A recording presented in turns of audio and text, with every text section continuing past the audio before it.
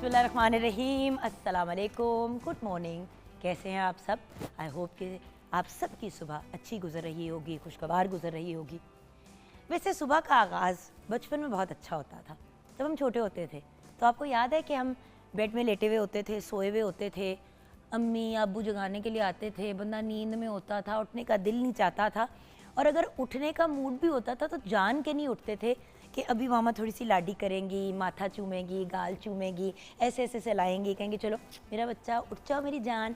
सो उस लम्हे से लेके आज तक हमारे माँ बाप ने हमेशा हमें प्यार ही दिया है, मोहब्बत ही दी है, रिगार्ड ही दिया है, बल्कि इतना लाड और इतना प्यार दिया कि दुनिया में फिर कोई और इंसान इतना लाड प्यार नहीं कर पाता।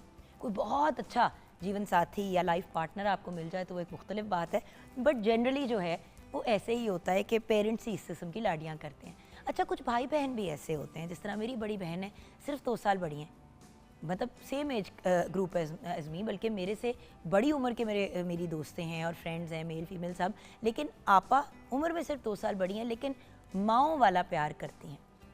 मतलब कभी मैं बीमार हो जाऊँ, कुछ हो जाऊँ, तो लिटरली जितना वो प्यार करती हैं, जिस तरीके से ख्याल रखती हैं, लगता है कि एक और माँ। और बड़ी बहनें बड़े भाई माँ बाप की तरह ही होते हैं।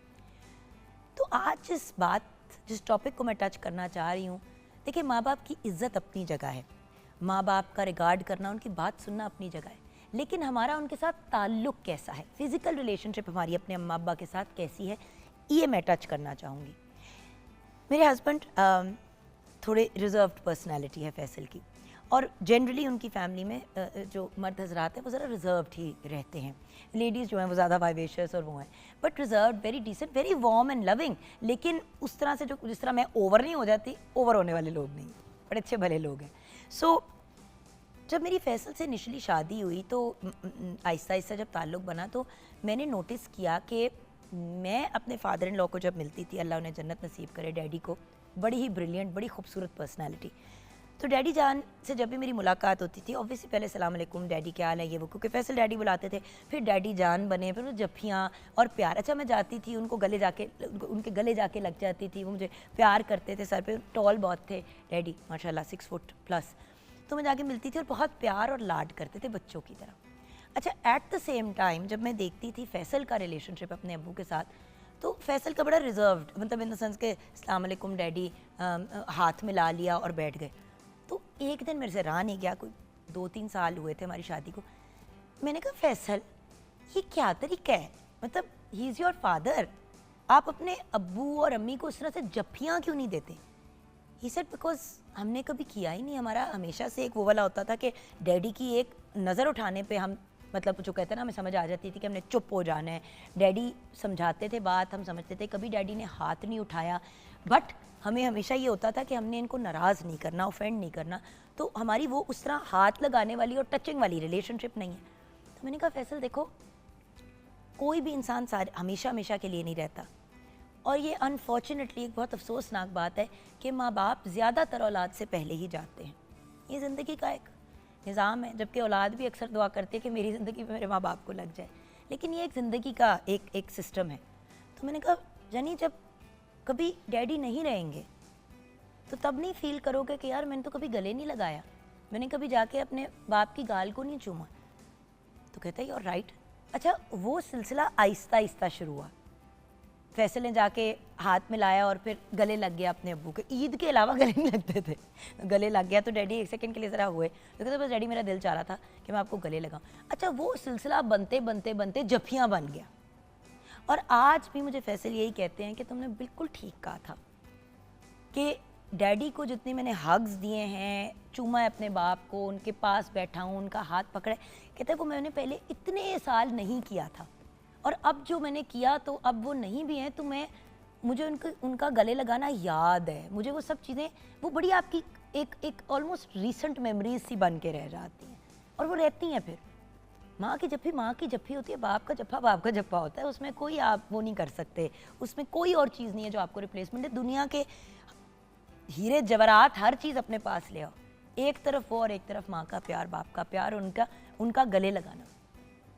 फैसल अम्मी अम्मी के साथ भी माशाल्लाह अम्मी ज़िंदा है, अल्लाह का शुक्र है, अल्लाह ने ज़िंदगी दे सेहत है। मम्मी के साथ भी फैसल का बड़ा लाड वाला ताल्लुक़ है, उनके साथ अब वो एक रिलेशनशिप है। तो व्यूअर्स, मैं अब आपको एक साइंटिफिक बात बताऊंगी। ये तो खैर मेडिकल साइंस ने भी प्रूव किया है और नफ्सियात के डॉक्टर्स भी अक्सर अब सोशल मीडिया पे ये बात करते हैं कि 8 सेकंड की जप्फी, 8 सेकंड के लिए जब आप किसी इंसान को अपने गले से लगाते हैं तो आपकी एनर्जीज एक्सचेंज होती है। और अगर कोई प्यार से आपको गले लगाए तो आपकी नर्वस सिस्टम जो है वो रिलैक्स कर जाता है और आपके अंदर एक सेंस ऑफ पीस आ जाती है।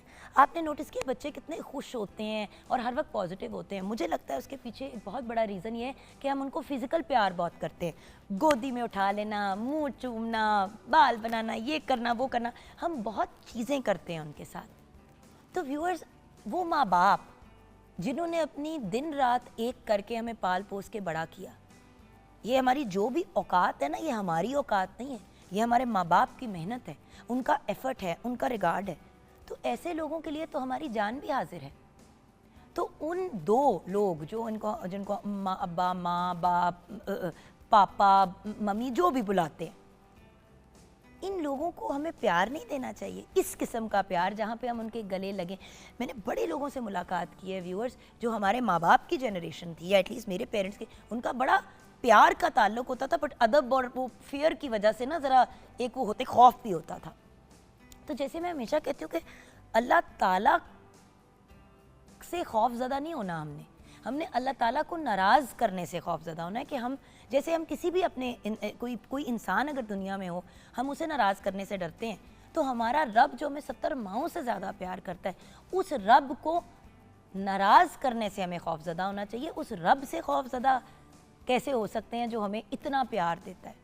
सो अदब और रिगार्ड अपनी जगह है, लेकिन व्यूअर्स वो लोग भी तो होते हैं ना जो पंजाबी में या ऐसी लैंग्वेज में दुआएं करते हैं या करते हैं जो शायद हम लोगों को पोलाइट ना लगती हों या डिसेंट ना लगती हो, लेकिन वो भी करते हैं।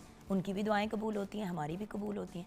तो हमारा कौन सा प्यार का अंदाज़ हमारे रब को पसंद आ जाए। उसी तरह हमारे माँ बाप, या तो कोई इंसान ऐसा होना जो कहे मुझे हाथ ना लगाओ, मुझे अच्छा नहीं लगता। कुछ लोग होते हैं, वो एक मुख्तलिफ बात है, लेकिन आप सोचें कि अगर आपके माँ बाप ने आपको गोदियों में उठाया प्यार, और अगर नहीं भी किया व्यूअर्स, कुछ लोग होते हैं फॉर्मल नहीं करते, तो आप तो कर सकते हैं। मैं दुनिया में मेरे ख्याल से मैं तो आज तक कभी किसी ऐसे इंसान को नहीं मिली जो मुझे ये घूम के कहे कि मुझसे फ़लाँ बंदे ने प्यार से बात की तो मुझे बुरा लगा, या मुझे फ़लाँ इंसान ने प्यार किया तो वो मुझे बुरा लगा। जब भाई शफ़क़त का हाथ अपनी बहन के सर पे लगता है, या जब बहन रो रही होती है और भाई उसको गले लगाता है, तो जो ठंडक बहन को महसूस होती है और जो तहफ़्फ़ुज़ बहन को महसूस होता है, वो और किसी चीज़ से नहीं होता। सो ये जो टच है ना, ये बड़ी ख़ास चीज़ है। मुझे सब लोग कहते हैं तुम जफ़िया बड़ी देती हो। हाँ, मैं देती हूँ। अभी जब मैं किचन में भी जाऊँगी तो शबाम अलियास को भी प्यार करूँगी, मिलूँगी उसको। बिकॉज द पॉइंट इज़, प्यार तो हमारे अंदर एक मुफ्त की चीज़ है देने के लिए। जो हम अपना प्यार ज़ाया कर देते हैं रोमांटिक रिलेशनशिप्स पे। प्यार देना तो अपने शौहर को दें, अपनी बीवी को दें, उस बंदे को दें जो आपका लाइफ पार्टनर है। बट उसके अलावा माँ बाप, भाई बहन, ये वो रिलेशनशिप्स हैं जो बहुत ज़्यादा इम्पॉर्टेंट हैं, और इनको प्यार का इजहार करना और उनका ख्याल रखना। मैंने बड़ी दफ़ा देखा है घर के मर्द किस बड़े दुखी होंगे। अब भाई की भी माँ फौत हुई है, बहन की भी माँ फौत हुई है, लेकिन बहन से सब लाड प्यार कर रहे होंगे। वो जो भाई है, जो उस लड़के की भी तो फादर और मदर की या फादर की या मदर की डेथ हुई है, क्या उसे प्यार की ज़रूरत नहीं है? तो फिज़िकल प्यार, एक मुस्कुराहट, एक फ़ोन कॉल, एक छोटी सी बात इंसान को याद रह जाती है। सो आज मैं आपसे ये रिक्वेस्ट करना चाहूँगी कि थोड़ा सा फिज़िकल प्यार में भी इंगेज हों, अपने माँ बाप, अपने भाई बहन के साथ लाडियाँ करें। ये लाडियाँ ना एक बड़ी मुख्तलिफ़ किस्म की आपको एनर्जी देती हैं। मैं बीमार होती हूँ, किसी तकलीफ़ में होती हूँ, मेरे बच्चे जब आके मुझे गले लगाते हैं ना व्यूअर्स, सारी तकलीफ़ भूल जाती है। टूटी कमर के साथ मैं काम पे जा रही थी, क्योंकि मुझे पता था कि मेरे बेटे ने आके कॉलेज जाना है, उसकी फ़ीस देनी है, और वो एक दफ़ा मुझे मुस्कुरा के देखता था हमज़ा, या एक्साइटमेंट में कहता था यू नो मामा मैं कनाडा जाऊँगा, मैं तुम्हें ये करूँगा, तो मेरी सारी तकलीफ़, मेरी सारे दुख, मेरा सारा कुछ ख़त्म हो जाता था। सो व्यूअर्स, लाइफ में अगर हमने आगे बढ़ना है तो थोड़ा सा टैक्टाइल होना पड़ेगा। ऑब्वियसली ना महरम के साथ नहीं, बट जो हमारे महरम हैं, जो हमारे अपने हैं, उनसे तो प्यार करें। उनको भी प्यार की उतनी ज़रूरत है जितनी आपको या मुझे है। अस्सलाम वालेकुम आमना। वालेकुम अस्सलाम। जी शेफ आमना, आज कुछ ज़रा मुख्तलिफ सी बात की। यूजुअली हम बहुत कहते हैं ही। अदब से पेश आने, उफ तक नहीं करनी। लोग ये सब कुछ कर लेते हैं लेकिन प्यार नहीं करते, बिल्कुल। एक्सप्रेस नहीं करते प्यार। बहुत ही आपने वो कहते हैं ना दिल को छू लेने वाला ये टॉपिक है कि हमने रिस्पेक्ट ऑब्वियसली है, बट हमने एक वो बाउंड्रीज मुझे लगता है इतनी बिल्ड कर ली हैं कि हम शायद उनको खुद ही पार नहीं कर पाते। हर इंसान ही ऑब्वियसली कि अपने माँ बाप से प्यार करता है, लेकिन सिर्फ इसका एहसास आपको शायद तब होता है कि जब वो उनमें से नहीं कोई आपके पास रहता। तो उस वक्त से पहले ज़रूरी है कि आप उन्हें एहसास दिलाएं, किसी से प्यार करें तो उन्हें पता होना चाहिए, स्पेशली आपके पेरेंट्स। ज़िंदगी का एक बहुत बड़ा दुख और हमेशा ट्रेजेडी ये रहेगी कि मैं कनाडा में थी और मेरे अब्बा की डेथ का मुझे पता चला। मैं जब आई तो वो उनका बेरियल भी हो चुका था, उनको दफना दिया था क्योंकि रख नहीं सकते थे। मेरे आने में 3 दिन लग रहे थे, मेरा पासपोर्ट गया हुआ था इमिग्रेशन पे, अजीब कुछ तमाशे चल रहे थे, वो बड़ा मुश्किल वक्त था। मैं वापस आई तो जब डैडा की कब्र पे गई तो मैंने यही कहा, मैंने कहा डैडा एक आखिरी जफ्फी भी नहीं मिली, एक किच्छी नहीं मिली। नहीं वो I know it sounds like a silly thing, I know I can but get it it। broke my heart। मेरे कुछ चकनाचूर सा हो गया दिल कुछ बिल्कुल कि ऐसे यार ये नहीं हुआ, ये नहीं है। और वो फिर शायद लाइफ टाइम ही रह जाता है आपके लाइफ regret। टाइम ही रह जाता है। और मैं उन लोगों को देखती हूँ और रश करती हूँ, मतलब अल्लाह माफ़ी दे कभी हसद नहीं किया, बट रश करती हूँ कि यार जिनको नसीब हुआ अपने माँ बाप के साथ आखिरी लम्हे गुजारने का, सो इसीलिए कहती हूँ व्यूअर्स कदर करें और उस कदर के अंदर प्यार और लाडियों का अंसर भी लेके आए। सीरियसली व्यूअर्स, हमारे माँ बाप हम जो हैं उन्हीं की वजह से हैं। और जब जैसे कि आमना कह रही है, जब वो रुखसत हो जाते हैं ना, बस बहुत सी फिर हसरतें रह जाती हैं। बिल्कुल एक तो होती है ना, कुछ ख्वाहिशात रह जाती हैं, कुछ हसरतें रह जाती हैं, और उसके साथ साथ बहुत से रिग्रेट्स रह जाते हैं कि यार अम्मी जी इतना प्यार करते थे, हम हर वक्त उनको काम ही कहते रहते थे करने के लिए, वो बेचारी करती रहती थी, दुआएं भी देती थी, लेकिन काश अम्मी को मैंने ज़्यादा गले लगाया होता, ज़्यादा प्यार किया होता। और व्यूअर्स, ये चीज़ सिर्फ हमें अपनी मदर्स तक नहीं लिमिट करनी चाहिए, बाप को, क्योंकि आप सोचिए हमारे माशरे में ना मर्दों को बड़ा किया जाता है ये कह के कि तुम मर्द हो, तुम मर्द हो, मर्द बनो। तो वो मर्द बनो का मतलब अक्सर इस तरह से ले लिया जाता है कि कोई फीलिंग ना शो करो, कोई फीलिंग ना एक्सप्रेस करो। तो हम ना उसका सोचो कि जिसके सामने अल्लाह माफ़ी दे माँ की या बाप की मैयत पड़ी और वो अपनी फीलिंग ही नहीं एक्सप्रेस कर पा रहा, और क्योंकि उसने अपने आप को कंट्रोल किया हुआ है, तो लोग उस बंदे को गले नहीं लगा रहे, उसे प्यार नहीं कर रहे, और सिर्फ उनके कह रहे भाई बड़ा अफसोस हुआ, भाई बड़ा अफसोस हुआ। हम औरतों का ये होता है कि हम ज़्यादा एक्सप्रेसिव हैं, आप एक दूसरे को गले लगा लेते हैं, प्यार कर लेते हैं। मैं डाउन होती हूँ, आप मुझे आके लाड कर लेती हूँ, मैं आपको कर लेती हूँ। मामा की तो मैं गोदी में भी चढ़ जाती हूँ अभी भी। हर बार कहती है गोदी टूट जाएगी, मैंने कहा टूटेगी तो उसके बाद जुड़वा के फिर नहीं कुछ बैठूंगी, बट जब तक गोदी सलामत है तब बैठने। तो बात ये है कि प्यार और लाड किसी को नहीं बुरा लगता व्यूअर्स, कोई बंदा नहीं है दुनिया में जिसको प्यार लाड नहीं अच्छा लगता। माँ बाप को प्यार करें, और अगर आज तक कभी अपने माँ या बाप को प्यार नहीं किया तो जाएं उनको चूमें। मैं तो अपनी माँ के पाँव चूमती हूँ। सो द पॉइंट इज़, हर बंदे का अपना अंदाज़ होता है। मैं आपको ये नहीं कह रही हूँ कि आप आउट ऑफ द वे जाके कोई चीज़ करें, लेकिन अगर माँ बाप घर में रहते हैं, सलाम करने के लिए जाते हैं, घर वापस आके जब वापस आते हैं तो फिर मुलाकात करते हैं, आते जाते एक जब भी एम ही चूंगे में डाल दें। अम्मी की गाल को चूमें, उनके हाथों को चूमें जिन हाथों से उन्होंने आपको पाल पोस के बड़ा किया, उनके लिए दुआएं करें। और व्यूअर्स, ऑनेस्टली अगर ज़िंदगी में और आखिरत में सुरखरू होना है तो मेरे ख़्याल से हमें ज़्यादा एक्सप्रेसिव होना पड़ेगा। हर इंसान नहीं हो पाता, हर बंदे की पर्सनालिटी फ़र्क होती है, लेकिन अपनी पर्सनालिटी से जब आप हट के कोई चीज़ करेंगे तो वही तो एफ़र्ट होगा। अगर ज़िंदगी में हर काम करना आसान होता तो क्या हर बंदा कामयाब ना होता, हर बंदा खुशहाल ज़िंदगी ना गुजार रहा होता। ज़िंदगी है मुश्किल, लेकिन उसे आसान बना सकते हैं माँ बाप की दुआओं से, और अपनी माँ जिसके पैरों के तले जन्नत है, और अपना बाप जो उस जन्नत का दरवाज़ा है, उसकी कदर करके और उन्हें प्यार एक्सप्रेस करके। ब्रेक की तरफ जाएंगे, बचपन की कुछ यादें रिफ़्रेश करेंगे हम किचन में, शेफ़ आमना इलियास के किचन में। आप हमारे साथ रहिएगा।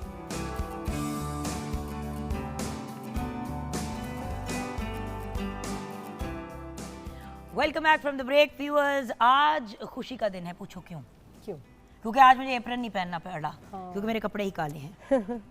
अब इस पे ना चीटे पड़ जाए। नहीं, आज मशीनों वाला ऐसा कोई काम नहीं कर रहे। हाँ, क्योंकि मेरा भी दिल चाहता है ना कि मैंने आउटफिट पहना हुआ नजर आए।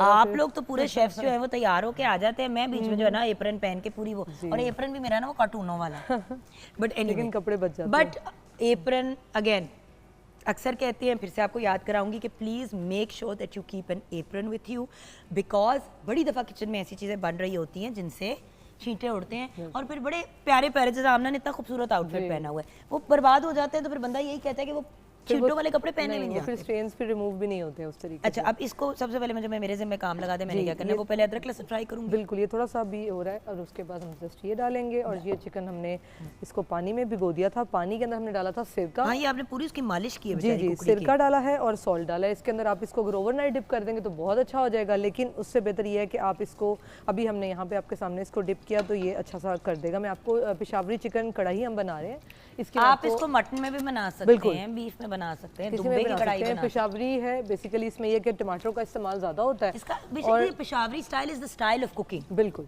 तो इस कुकिंग मेथड एडजस्ट, और बाकी इसमें इसका बहुत अच्छा फ्लेवर आता है। ज़रूर आप इसको ट्राई कीजिएगा। मैं तो ये 2 से 3 बार जो है वो बना लेती हूँ एक मंथ में। बच्चों की भी बड़ी फरमाइश होती है, बड़ा डिफरेंट अच्छा फ्लेवर आता है। अच्छा जी, इंग्रेडिएंट्स आप नोट कर लें। इसके लिए हमने पानी ले लिया था, तकरीबन 1.5 लीटर पानी लिया है। उसके अंदर मैंने सिरका डाल दिया है, तकरीबन 1-1.5 खाने का चम्मच है। नमक हस्बे जायका डाल दें, 1 से 2 टीस्पून डाल दें। मुर्गी का गोश्त लिया है मैंने, तकरीबन ये 750 ग्राम के करीब है। अच्छा, ये घी में बना रहे हैं हम। घी लिया हमने 3/4 कप। उससे आपको पता है पेशावरी स्टाइल में ज़रा घी का यूज़ ज़्यादा होता है। अदरक लहसुन का पेस्ट लिया है 1.5 खाने का चम्मच, और टमाटर हमने साबित ले लिए हैं, सिर्फ उनको सेंटर से कट किया है। ये 7 से 8 लिए हैं। हरी मिर्चें हैं 6 से 7, ज़ीरा लिया है 1 चाय का चम्मच, और काली मिर्च है 1 चाय का चम्मच। अदरक और हरा धनिया से हम इसको गार्निश करेंगे। अभी आपको मैंने बताया था कि ये हमने पानी के अंदर सिरका डाल दिया था और नमक डाल दिया था, और इसको हमने इसमें डिप करके रख दिया था। थोड़ा सा मैं ये ज़रा टर्न करी हूँ, अब हल्का सा देखेंगे इसमें ये वाइट हो गया है, क्योंकि सिरके से ये है कि टेंडरनेस आ जाती है और थोड़ी सी कुक हो जाता है ना जी। और वो फिर इसमें जब ये कुक भी हो जाएगी तो एक जूसी सिरके से थोड़ा सा आपके खाने की प्री कुकिंग हो जाती है। बिल्कुल, तो ये अदरक लहसुन की पेस्ट और इसमें एज ए थोड़ा सा प्याज टेंडराइजर भी भी है। ये काम करता है। हाँ जी, ये बिल्कुल, मैंने इसमें एक छोटा सा प्याज भी साथ में डाल दिया था जब हमने इसको ब्लेंड किया था। तो ये इसके साथ ही मैं चिकन भी डाल देती, तो कि ये चिकन और ये दोनों एक 2 साथ मिनट के लिए रुक जाओ। ओके, ठीक है। मुझे सिर्फ ये होता है कि एक दफ़ा ना अदरक लहसुन की पेस्ट जो है ना, क्योंकि वो साथ में फिर इसका भी जो एक रॉ है ना, वो भी निकल जाएगा। पर मुझे होता है कि अदरक लहसुन हल्का सा भुन जाए, उसमें फिर चिकन आ जाएगी, उसके बाद हम फिर उसको एंड में हल्का सा बिल्कुल। इसके अंदर कोई ज़्यादा लंबा चौड़ा प्रोसीजर नहीं है। चिकन हमने इसके अंदर फ्राई करनी है, थोड़ी सी टेंडर हो जाएगी जब चिकन, तो उसके बाद फिर हम लोग जो ये आपके सामने टमाटर आप देख रहे हैं हाफ कट किए हुए मैंने, ये एज इट इज़ हमने चिकन के ऊपर रख के इसको ढक देना है। जब वो सॉफ्ट हो जाएंगे तो ऊपर से हम जो इसका जो ऊपर से हम उतार लेंगे, जो इसका छिलका है वो हम रिमूव कर लेंगे, और फिर उसी को ही हमने इसी जो टमाटर है इन्हीं के जूसेस में कुक करना है। एंड देन हमारी जो पेशावरी चिकन कढ़ाई है वो रेडी हो जाएगी। इसी को आप बीफ में भी बना सकते हैं और जो मटन में बना सकते हैं। ज़्यादातर इसको बनाते हैं वो जो होता है। अच्छा, अब हम इसमें पीसेस एक एक करके डालेंगे, बिकॉज व्यूअर्स होता ही है कि उसमें क्योंकि पानी में आपने उसको डिप किया हुआ था, तो बेहतर ये है कि वो जो छन्नी होती है, पता नहीं हमारी स्ट्रेनर कहाँ है, मैंने पहले रखी हुई थी। हाँ जी, मैं उसी के अंदर ना एक दफ़ा आप इसको डाल देंगी ना तो आपका सारा पानी उसमें से लिक्विड निकल जाएगा, क्योंकि वो पानी तो हमने यूज़ नहीं करना, राइट जी। क्योंकि जितना मिनिमम उसके अंदर पानी होता है ना उतना ही फिर, वरना फिर वो कुकिंग टाइम भी उतना ही पड़ जाता है और बहुत ज़्यादा पानी हो जाएगा। हाँ बिल्कुल। और ये हमने अब रॉ चिकन को हमेशा आपको बताया है। अच्छा, मटन बीफ में फिर ये कैसे बनेगा? उसमें बेहतर ये है कि आप उसको पहले थोड़ा सा आप उसको ऑलमोस्ट 80% कुक कर लेंगे। अब आप चाहे प्रेशर में करना चाह रहे हैं या फिर आप उसको बॉयल वैसे कर लें डायरेक्ट स्लो फ्लेम पे, तो वो उसमें, क्योंकि इसमें सिर्फ जब टमाटर, आप देखिएगा कि जब भी कोई खटास किसी चीज़ में होगी, जब आप वो ऐड कर देंगे ना तो फिर वो थोड़ा सा आपका कुकिंग प्रोसेस जो है वो इसमें थोड़ी सी स्टिफनेस आ जाती है। चिकन होगा या मीट होगा कोई भी, तो उसमें अगर आप ये, बल्कि एक टिप भी है, अगर आप राइस बॉयल कर रहे हैं, आपको लग रहा है कि आपसे नहीं हैंडल होते, तो आप आधा टीस्पून 1 टीस्पून उसमें सिरका डाल दें, तो आपके राइस बड़े अच्छे खिले खिले होंगे, ज़्यादा वो जो है वो बैठ नहीं जाएंगे। अच्छा, तुम्हें अपनी अम्मी के साथ या अब्बू के साथ सबसे ज़्यादा लाड वाली क्या याद है, मोमेंट होता है ना, कोई ऐसा मोमेंट होता है? I will give you an example. जैसे कि मेरा मतलब इंसिडेंट तो बड़ा ही ट्रॉमेटिक था कि एक्सीडेंट हुआ था जिसमें मैं, मेरा भाई, हम कज़न्स वगैरह ना जा रहे थे साथ, सनम वगैरह हम सब साथ थे, हम जा रहे थे, गाड़ी का एक्सीडेंट हुआ, बहुत बुरा एक्सीडेंट हुआ। हमारी वन ऑफ फैमिली फ्रेंड्स के बेटे पास्ट अवे ऑल्सो, अली भाई। तो हम सारे ना जो है फार्म पे गए हुए थे, तो हम लोग सब साथ आ रहे थे, साथ में दूसरे आते। खैर वो एक्सीडेंट हुआ। मुझे याद है कि जब मेरी आंख खुली ना उस एक्सीडेंट के बाद, जब बिकॉज मैं बेहोश हो गई थी, मेरा बाजू डिसलोकेट हो गया था, बड़ा वो एक हॉरिबल इंसिडेंट था। तो उसमें मैं जब आंख खुली तो मेरी आंख खुली तो सबसे पहला चेहरा मैंने अपनी माँ का देखा, और मामा के चेहरे पे वो खौफ और डर, और वो जिस तरीके से मुझे प्यार कर रही थी और चूम रही थी और गले लगा रही थी और मुझे बार बार कि तुम्हें कुछ हो जाता तो मैं क्या करती, जो सारी ज़िंदगी मुझे ये लगता था ना कि I was only 17 years old, मेरी कोई एज नहीं थी, अब 17 साल की थी अभी मैंने, और मुझे याद है हम सब इसलिए गए थे क्योंकि मैं कनाडा जा रही थी यूनिवर्सिटी के लिए, तो सबका प्लान बना था कज़न्स वगैरह का कि हम फार्म पे जाएंगे सनम के अब्बू के, तो हम लोग सारे वो, मैं आपको बता नहीं सकती हूँ, हमने मुझे सारा जो लगता था ना कि मामा को बेसिकली आपा क्योंकि बहन है और बड़ी है तो उनसे प्यार है, और आपा है ही ऐसी कि उनसे हम सबको ही प्यार है, she is just a very special and beautiful person, तो आपा हो गई। अच्छा ऊपर से असद क्योंकि बेटा है और बेटे की मामा को बड़ी ख्वाहिश थी, तो मैं तो वैसे ही एक्स्ट्रा पीस पैदा हुई थी, तो मुझे ना ये हमेशा लगता था कि मामा मुझसे नहीं प्यार करती उस तरह से, लेकिन उस दिन मैंने कहा यार ये गलतफहमी दूर हो गई यार मैं गलत थी। अच्छा मिर्चें तो मैंने नहीं कभी डलते हुए देखी इसके अंदर। नहीं, ये बिल्कुल हम हल्का सा कलर के लिए डालेंगे, मैंने बिल्कुल लाइट सा पेपरिका आप क्या डाल रही हैं अभी? हाँ, पेपरिका और सॉल्ट डाला इसमें, और ये थोड़ा सा मैं चिकन पाउडर डाल रही हूँ बस, जब क्योंकि ये बिल्कुल पेशावरी रेडी होने वाला मिर्ची होगा वाला नहीं होता। नहीं, ये जस्ट हमने इसमें अपना, क्योंकि टमाटरों का भी कलर आना है, तो ये सिर्फ आपने देखा मैंने जस्ट हाफ टी स्पून इसमें ऐड किया है। जब ये बिल्कुल रेडी होने वाला होगा, बाकी के जो हम इसमें सीजनिंग है ना, वो जो हमारा ज़ीरा पाउडर है और जो गरम मसाला और साथ में काली मिर्च पाउडर, ये हम एंड पे इसमें डालेंगे जब ये हो जाएगा थोड़ा सा over.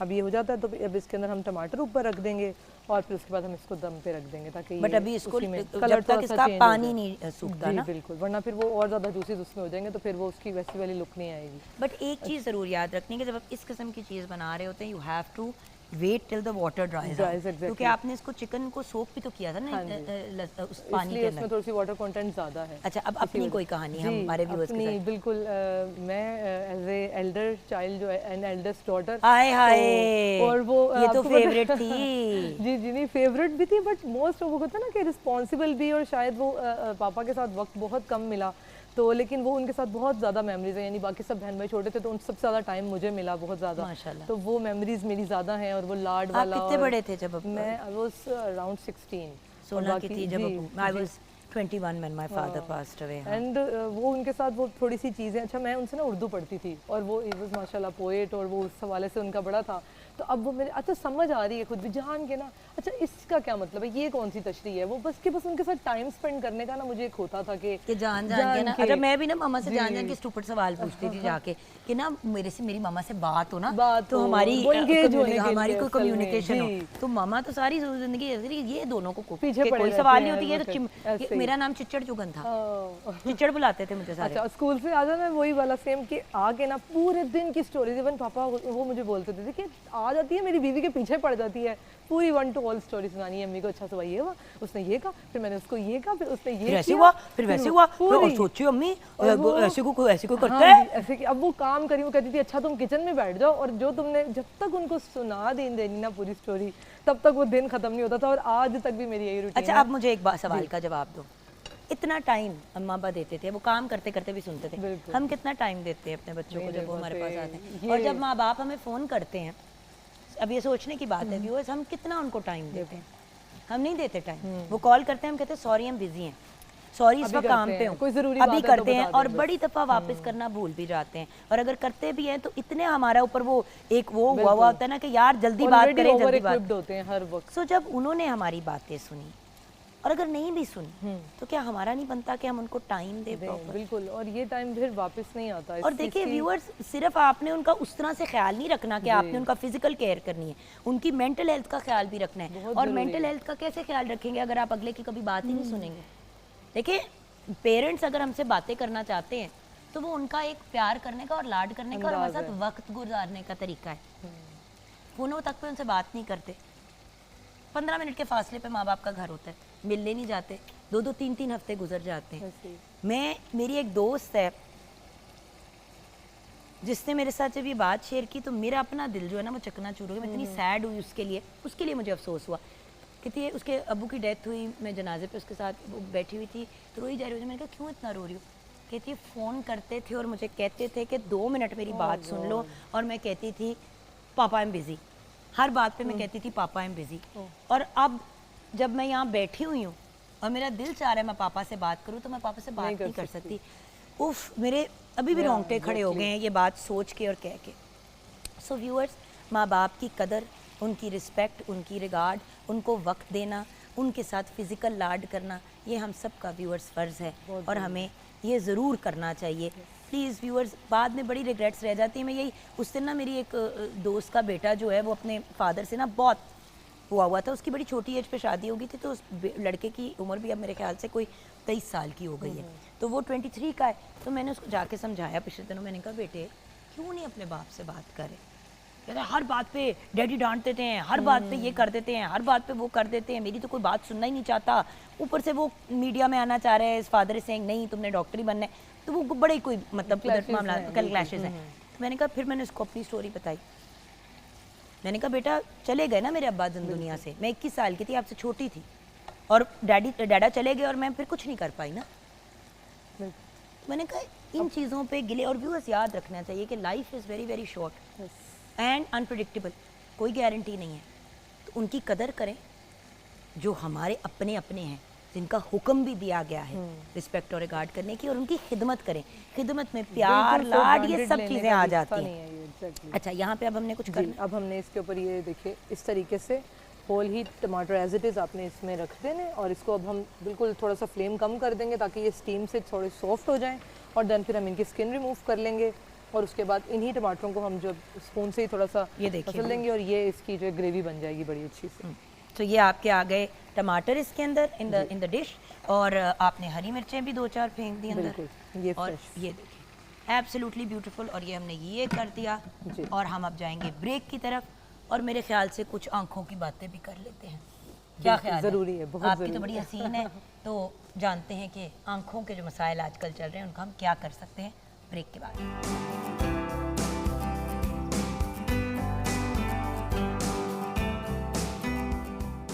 Welcome back from the break viewers. अब हमें ज्वाइन किया है ब्रेक के बाद प्रोफेसर डॉक्टर नासिर चौधरी ने। आप जनरल सेक्रेटरी हैं of the ophthalmology society of Pakistan Lahore, head हैं unit 1 at King Edward Medical University Lahore. अस्सलाम वालेकुम डॉक्टर साहब। जी वालेकुम सलाम, बिस्मिल्लाहिर्रहमानिर्रहीम। This is such a delight to be here and I would definitely like to upload the incredible efforts of your team, क्योंकि जिस तरह आप लोगों को अवेयर करने के लिए जो फ्रीक्वेंटली एनकाउंटर्ड सिनेरियोज हैं एज रिगार्ड्स ऑफ जो आंखों से रिलेटेड जो मसाइल हैं उन पे लोगों को एजुकेट करने के लिए उनको आइडिया देने का, एक्सपोजर देने के लिए जो आपकी जो अवेयरनेस कैंपेन है वो उसके लिए special thanks. Thank you so much doctor साहब, बहुत बहुत शुक्रिया। अच्छा डॉक्टर साहब, आजकल ना हम लोग बात कर रहे हैं बहुत ज़्यादा लोग आई साइट की, जी जी, कि भाई अब तो एक ऐसा ज़माना आ गया जहाँ पे आंखें अगर ख़राब हैं तो आप ठीक ही करा लें, जी जी, लेकिन कुछ लोग हैं और लेज़र की जब बात आती है तो मुझे याद है मैं भी जब गई थी कुछ साल पहले, आई वेंट, बल्कि काफ़ी अरसा पहले, तो उन्होंने कहा था अभी आप ना कराएं, आगे जाके कराएं। जी जी, एक बात। दूसरी बात, चश्मे की बात करें तो सीधी बात है इन तीनों में से मुझे तो सबसे बेहतर चश्मा ही लगता है, और मैं चश्मा ही पहनती हूँ। जी जी, बिल्कुल, क्योंकि जब लेंस की बात करते हैं जी तो जी, जैसे कि अभी आमना ने आंखों में कलर्ड लेंस पहना हुआ है, बड़ा खूबसूरत, मुझे लेंस सूट नहीं करता, मैं जिस तरह मेरी शेफ आमना है उन्होंने अभी पहना हुआ है, अदरवाइज भी मेरी जिस फील्ड से मेरा ताल्लुक है हर दूसरा बंदा जो है वो कलर्ड लेंस लगाता है, जी जी, और सूट भी करती है बड़े लोगों जी जी, को, बिल्कुल, लेकिन फिर एलर्जीज भी हो जाती हैं, मसले भी हो जाते हैं। जी, मेरी अपनी एक बेस्ट फ्रेंड की डॉक्टर साहब की उसको कॉन्टैक्ट्स जो हैं उसे पहनने शुरू किए, 2 हफ्ते कॉन्टैक्ट्स पहने, उसके हार्ड लेंस थे, मुझे याद है उस ज़माने में 15-20 साल पुरानी बात है, हार्ड लेंस थे। डॉक्टर साहब 2 वीक्स के बाद उसकी आंखों में एक बड़ी सीवियर इन्फेक्शन हो गई और उसकी आंख फूल गई, और डॉक्टर ने कहा अब आपने लेंस नहीं पहनने। जी जी, सो बेहतर क्या है अगर आपकी आंखों की बीनाई में इशू है, फार साइट शॉर्ट साइट, ये आज मैंने आपसे बात करनी है। जी जी, तो डॉक्टर साहब सबसे पहले तो ये बताएं कि आंखों में बीनाई कम होने का रीज़न क्या होता है? जी जी, उसमें एक तो ये कि जिस तरह अगर आप बात करें कि इस वक्त जो मायोपिया, जो रिफ्रैक्टिव एरर है, जो नज़र की कमज़ोरी की एक वजह है, वो एक सुनामी की शक्ल इख्तियार कर गया है। अच्छा? हमारे इस वक्त दुनिया में 30% का मतलब ये कि हर 100 में से 30 लोगों को ये डिज़ीज़ पाई जाती है, मायोपिया। इसके अलावा जो बाकी जो नज़र की कमज़ोरी जिसको हाइपरमेट्रोपिया कहते हैं या एस्टिग्मेटिक या सिलेंड्रिकल, जिनको एंगल वाला नंबर है, ये सारे मिलके एक सिग्निफिकेंट अराउंड 40% के करीब इनका परसेंटेज बन जाता है 100 में से। अब स्टडीज या क्लिनिकल ट्रायल जिस तरह से, अब रिस्क फैक्टर जिस तरह, अब रिस्क फैक्टर ये है कि जितना आपका स्क्रीन का यूज़ हो रहा है मोबाइल का, लैपटॉप्स का या नियर वर्क जितना बढ़ रहा है, ठीक है, उसमें और फिर ज़ाहिर इनडोर एक्टिविटीज यानी कि अम्मा अब्बा ठीक कहते थे, टीवी में घुस के मत बैठो, जी जी बिल्कुल, आंखें खराब हो जाएंगी। जी जी बिल्कुल, यानी कि सही बात जी थी। जी बिल्कुल, अच्छा, क्योंकि अक्सर जो है ना बच्चे, हम लोग जब छोटे थे तो सोचते थे ये तो हमें सिर्फ टीवी से परे करने के लिए जी जी कह रहे बिल्कुल, हैं।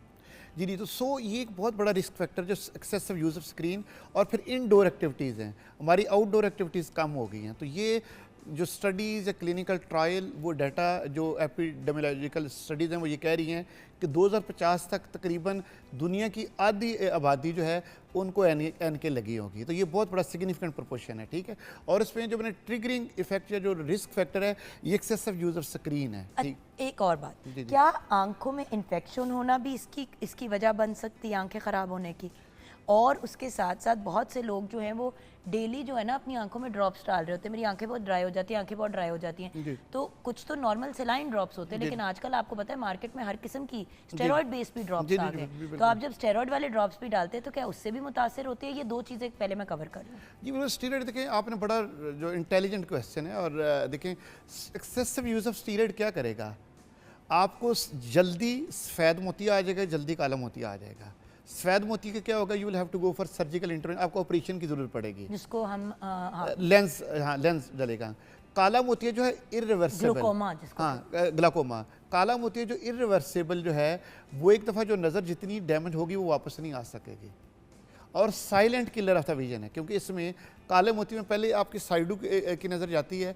इवन इंटेलिजेंट जो लोग हैं या जो पढ़े क्वालिफाइड लोग हैं, हमारे कई डॉक्टर थे जिनको मैं ट्रीट कर रहा हूँ ग्लाकोमा का, और उनको लेट पता चलता है जब काफ़ी हद तक डैमेज हो चुका हो। तो स्टीरॉइड जो है वो तो बिल्कुल दायरे बहुत डेंजरस हैं। लेकिन डॉक्टर साहब ये आप ही समझाएंगे, लोग जाके कहते हैं जी आंखों के ड्रॉप दे दें।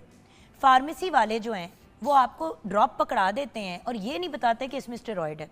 देखिए कुछ तो आर्टिफिशियल टेस्ट, जिस तरह नाक के अंदर आप वो स्प्रे कर सकते हैं स्टेरॉइड वाली भी, और सेलाइन ड्रॉप्स भी जो बच्चों को भी डालते हैं नाक साफ करने के लिए, क्योंकि वो लिक्विड क्लियर सा नजर आता है या व्हाइटिश कलर का होता है। तो लोग कहते हैं ओ अदे दाई होगी तो पा दो। तो पहले प्लीज एक्सप्लेन कर दे कि बिला वजह आंखों में जिस्म के किसी हिस्से में भी कोई दवाई नहीं यूज करनी चाहिए डॉक्टर के बगैर। देखिए आपने इवन जो बात की ना स्टीरॉइड, तो देखें मैं आपके प्लेटफॉर्म से जिस तरह मैं पहले बात की कि आपको जो अवेयरनेस कैंपेन चला रहे हैं ये बहुत बड़ा सदका जारिया है। तो जो स्टीरॉइड तो देखें इतना कंट्राइंडिकेटेड है और इस पर ये क्राइम है। आप विदाउट प्रेस्क्रिप्शन अगर आप कोई भी फार्मेसी वाले जो एट द स्पॉट जो ऑन काउंटर जो लोगों को दे रहे हैं, तो ये एक बहुत बड़ा जुल्म है। तो आई वुड स्ट्रांगली इनकरेज जो जितने भी जो स्टेक होल्डर हैं हमारे एडमिनिस्ट्रेटिव, ज़ाहिर ऑफ कोर्स इसमें सेक्रेटेरिएट्स और हेल्थ मिनिस्टर और हमारी जो बाकी जो इंस्पेक्शन टीम्स हैं वो ज़ाहिर इस बारे में विजिलेंट होती हैं। लेकिन मैं उन जो फार्मेसी ऑन द काउंटर जो लोग हैं उन कि आप विदाउट प्रेस्क्रिप्शन किसी को स्टीरॉइड ना दें। भाई आप अपनी औलाद को कभी नहीं देंगे, जी फार्मेसी वाले भी अपने बच्चों को पहले डॉक्टर पे लेके जाते जी, हैं। जी, जी, तो आप खुद जब किसी की जान के साथ खेल रहे हैं तो प्लीज अंडरस्टैंड कि आप लोगों को लॉन्ग, अब इसी तरह हमारी एक खाला थी, जी जी आंखों में ड्रॉप्स डालती थी, मेरी आंखें बहुत ड्राई होती हैं, आंखें बहुत ड्राई। डॉक्टर ने भी कहा था कि आर्टिफिशियल टीयर्स डालने हैं। जी जी बिल्कुल। उन्होंने जाके उनको कहा, उनको वो वाला नहीं मिला जो चाहिए था, फार्मेसी वाले ने दूसरा दे दिया। जी जी जी मेरी खाला ने ऑलमोस्ट 3 साल अपनी आंखों में विदाउट रियलाइजिंग स्टेरॉइड के ड्रॉप्स डाले। वो तो एक दिन पर्स में पड़े हुए थे, तो डॉक्टर को कहा कि डॉक्टर साहब ये ज़रा देखें। तो डॉक्टर साहब की तो जान ही निकल गई कि जी जी आंटी आपको हमने कहा क्या था तो आपने इस्तेमाल क्या किया। इवन जो जिस तरह के ना हमारी जो नॉर्मल पॉपुलेशन है उसमें कई जो लोग हैं वो स्टीरॉइड रिस्पॉन्डर होते हैं। स्टीरॉइड रिस्पॉन्डर ही होते हैं कि जिनको इवन 4 वीक्स, अब तो 3 साल की बात करिए ना, 4 वीक्स के बाद उनको आईओपी की स्पाइक्स आ जाती हैं, काला मोती हो जाता है। 4 वीक्स के बाद उनको काला मोतिया हो जाता है। और जिस तरह पहले सफ़ेद मोतिया भी एक देखिए किसी भी ऑक्यूपेशन यंग लोगों के लिए तो स्पेशली एक बड़ा एक टेरर है कि सर्जरी का, चाहे जो भी है, जस्ट एक आजकल तो state of the art surgery and just takes few minutes. लेकिन जाहिर है कि एक पेशेंट के लिए, यंग बंदे के लिए बड़ा टेरर है सफ़ेद मोती। काला मोती तो जाहिर आपको ब्लाइंड कर देगा, आप वो तो उसने इवेंचुअली आपको करना ही है ब्लाइंड। जी जी जी। अच्छा, अब आ जाते हैं इन्फेक्शन। क्या कोई आंखों की इन्फेक्शन या आंखों की कोई ऐसी बीमारी है जो बिनाई खराब करती है? देखिए उसमें जो बिल्कुल जो आपने बड़ा इम्पॉर्टेंट क्वेश्चन किया था कि जो आपकी नज़र की कमज़ोरी के लिए, एक तो ये है कि देखें हमें अपनी जो स्क्रीन है, अगर मैं ज़्यादा तो स्क्रीन वाले आपके क्वेश्चन को, कि देखिए जो एक्सेसिव यूज़र जो अमेरिकन जो एकेडमी ऑफ थर्मोलॉजी है या अमेरिकन गाइडलाइन ये कहती हैं कि आप 2 ईयर से पहले बच्चे को मोबाइल नहीं देंगे, ठीक है। और 2 से 5 साल के बच्चे को अगर आपने देना है तो आधे घंटे से ज़्यादा नहीं है। 5 साल से ऊपर अगर आपने अराउंड 1 आवर, ठीक है। आप खुद देख लें कि कोरोना में बच्चों ने क्या किस तरह मिस यूज़ किया। जो ऑनलाइन या ई लर्निंग या वर्चुअल क्लासेस इतने बच्चों को एनके लगी हैं, इतने बच्चों को एनके लगी हैं कोरोना के दौरान। अच्छा, और उसमें ये है कि आपकी बात को आगे लेके चलते हुए कि जो इवन जिन बच्चों को कोई नज़र की कमज़ोरी नहीं होती या स्क्विंट या टेढ़ापन नहीं होता, स्टडीज़ इस पर हुई हैं हमारी लोकल पर्सपेक्टिव में भी और दुनिया के बाहर के ममालिक में भी, कि उनको नज़र की ऐनक भी लग जाती है और आंखों में टेढ़ापन भी आ जाता है।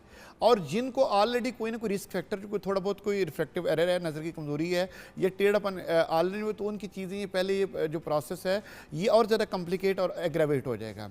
जो आपने स्क्रीन को एक जो मैंने टाइमिंग जिस तरह बताई उसको मॉनिटर करना है। बच्चों को एक्सेसिव यूज़ ऑफ मोबाइल से आपने इसको डिस्करेज करना है।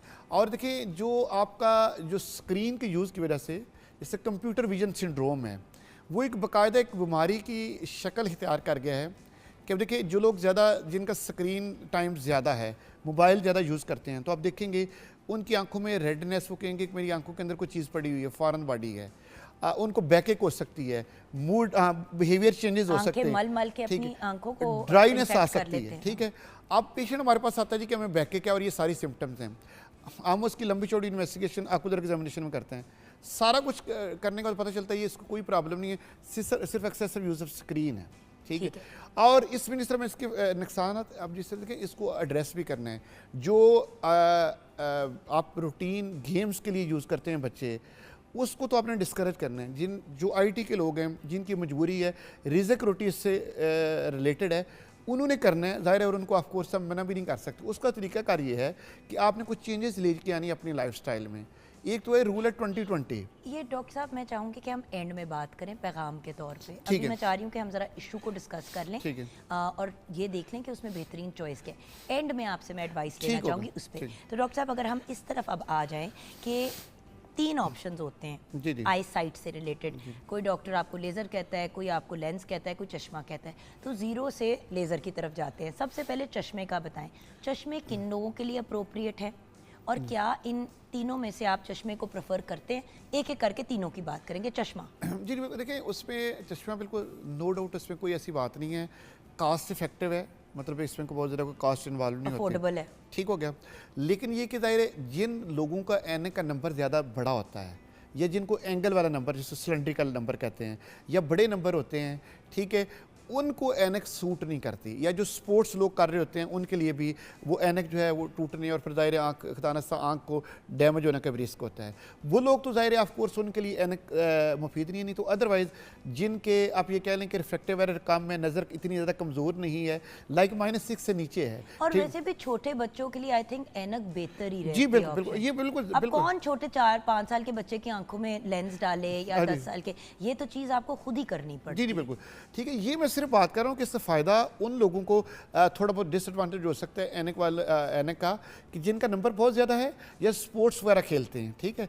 अच्छा, उसमें बाकी रहेगा आपके कॉन्टेक्ट लेंस वाला। बिल्कुल ज़बरदस्त आपने बात की कि बच्चों में एक तो ये कि हाइजेनिक्स, ठीक है ना, कि हाइजीन और हैंडलिंग बड़ी इंपॉर्टेंट है।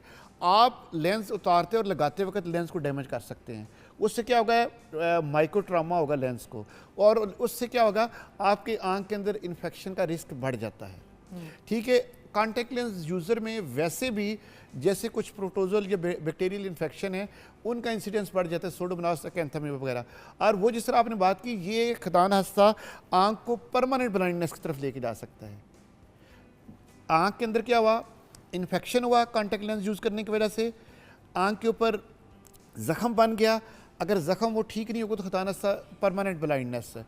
अगर आपने किस तरह अच्छा टाइमली ट्रीट हो भी गया, निशान बन जाएगा कार्नियल ओपेसिटी की शक्ल में, और उसकी भी ट्रीटमेंट क्या होगी, जो श्रीलंका या अमेरिका से बाहर से आंखें आ रही है, कार्नियल ट्रांसप्लांटेशन। अच्छा डॉक्टर साहब, यहाँ पे ब्रेक में जाना है, ब्रेक की तरफ जाके वापस जब आऊँगी तो मैंने कॉन्टैक्ट लेंसेज पे ज़रा आपसे डिटेल में बात करनी है, क्योंकि ये सिर्फ एक आंखों की बिनाई के पॉइंट ऑफ व्यू से नहीं यूज की जा रही, ज्यादातर लोग आजकल कॉस्मेटिक पॉइंट ऑफ व्यू से यूज करें। सो इस पे हम बात करेंगे व्यूअर्स ब्रेक के बाद।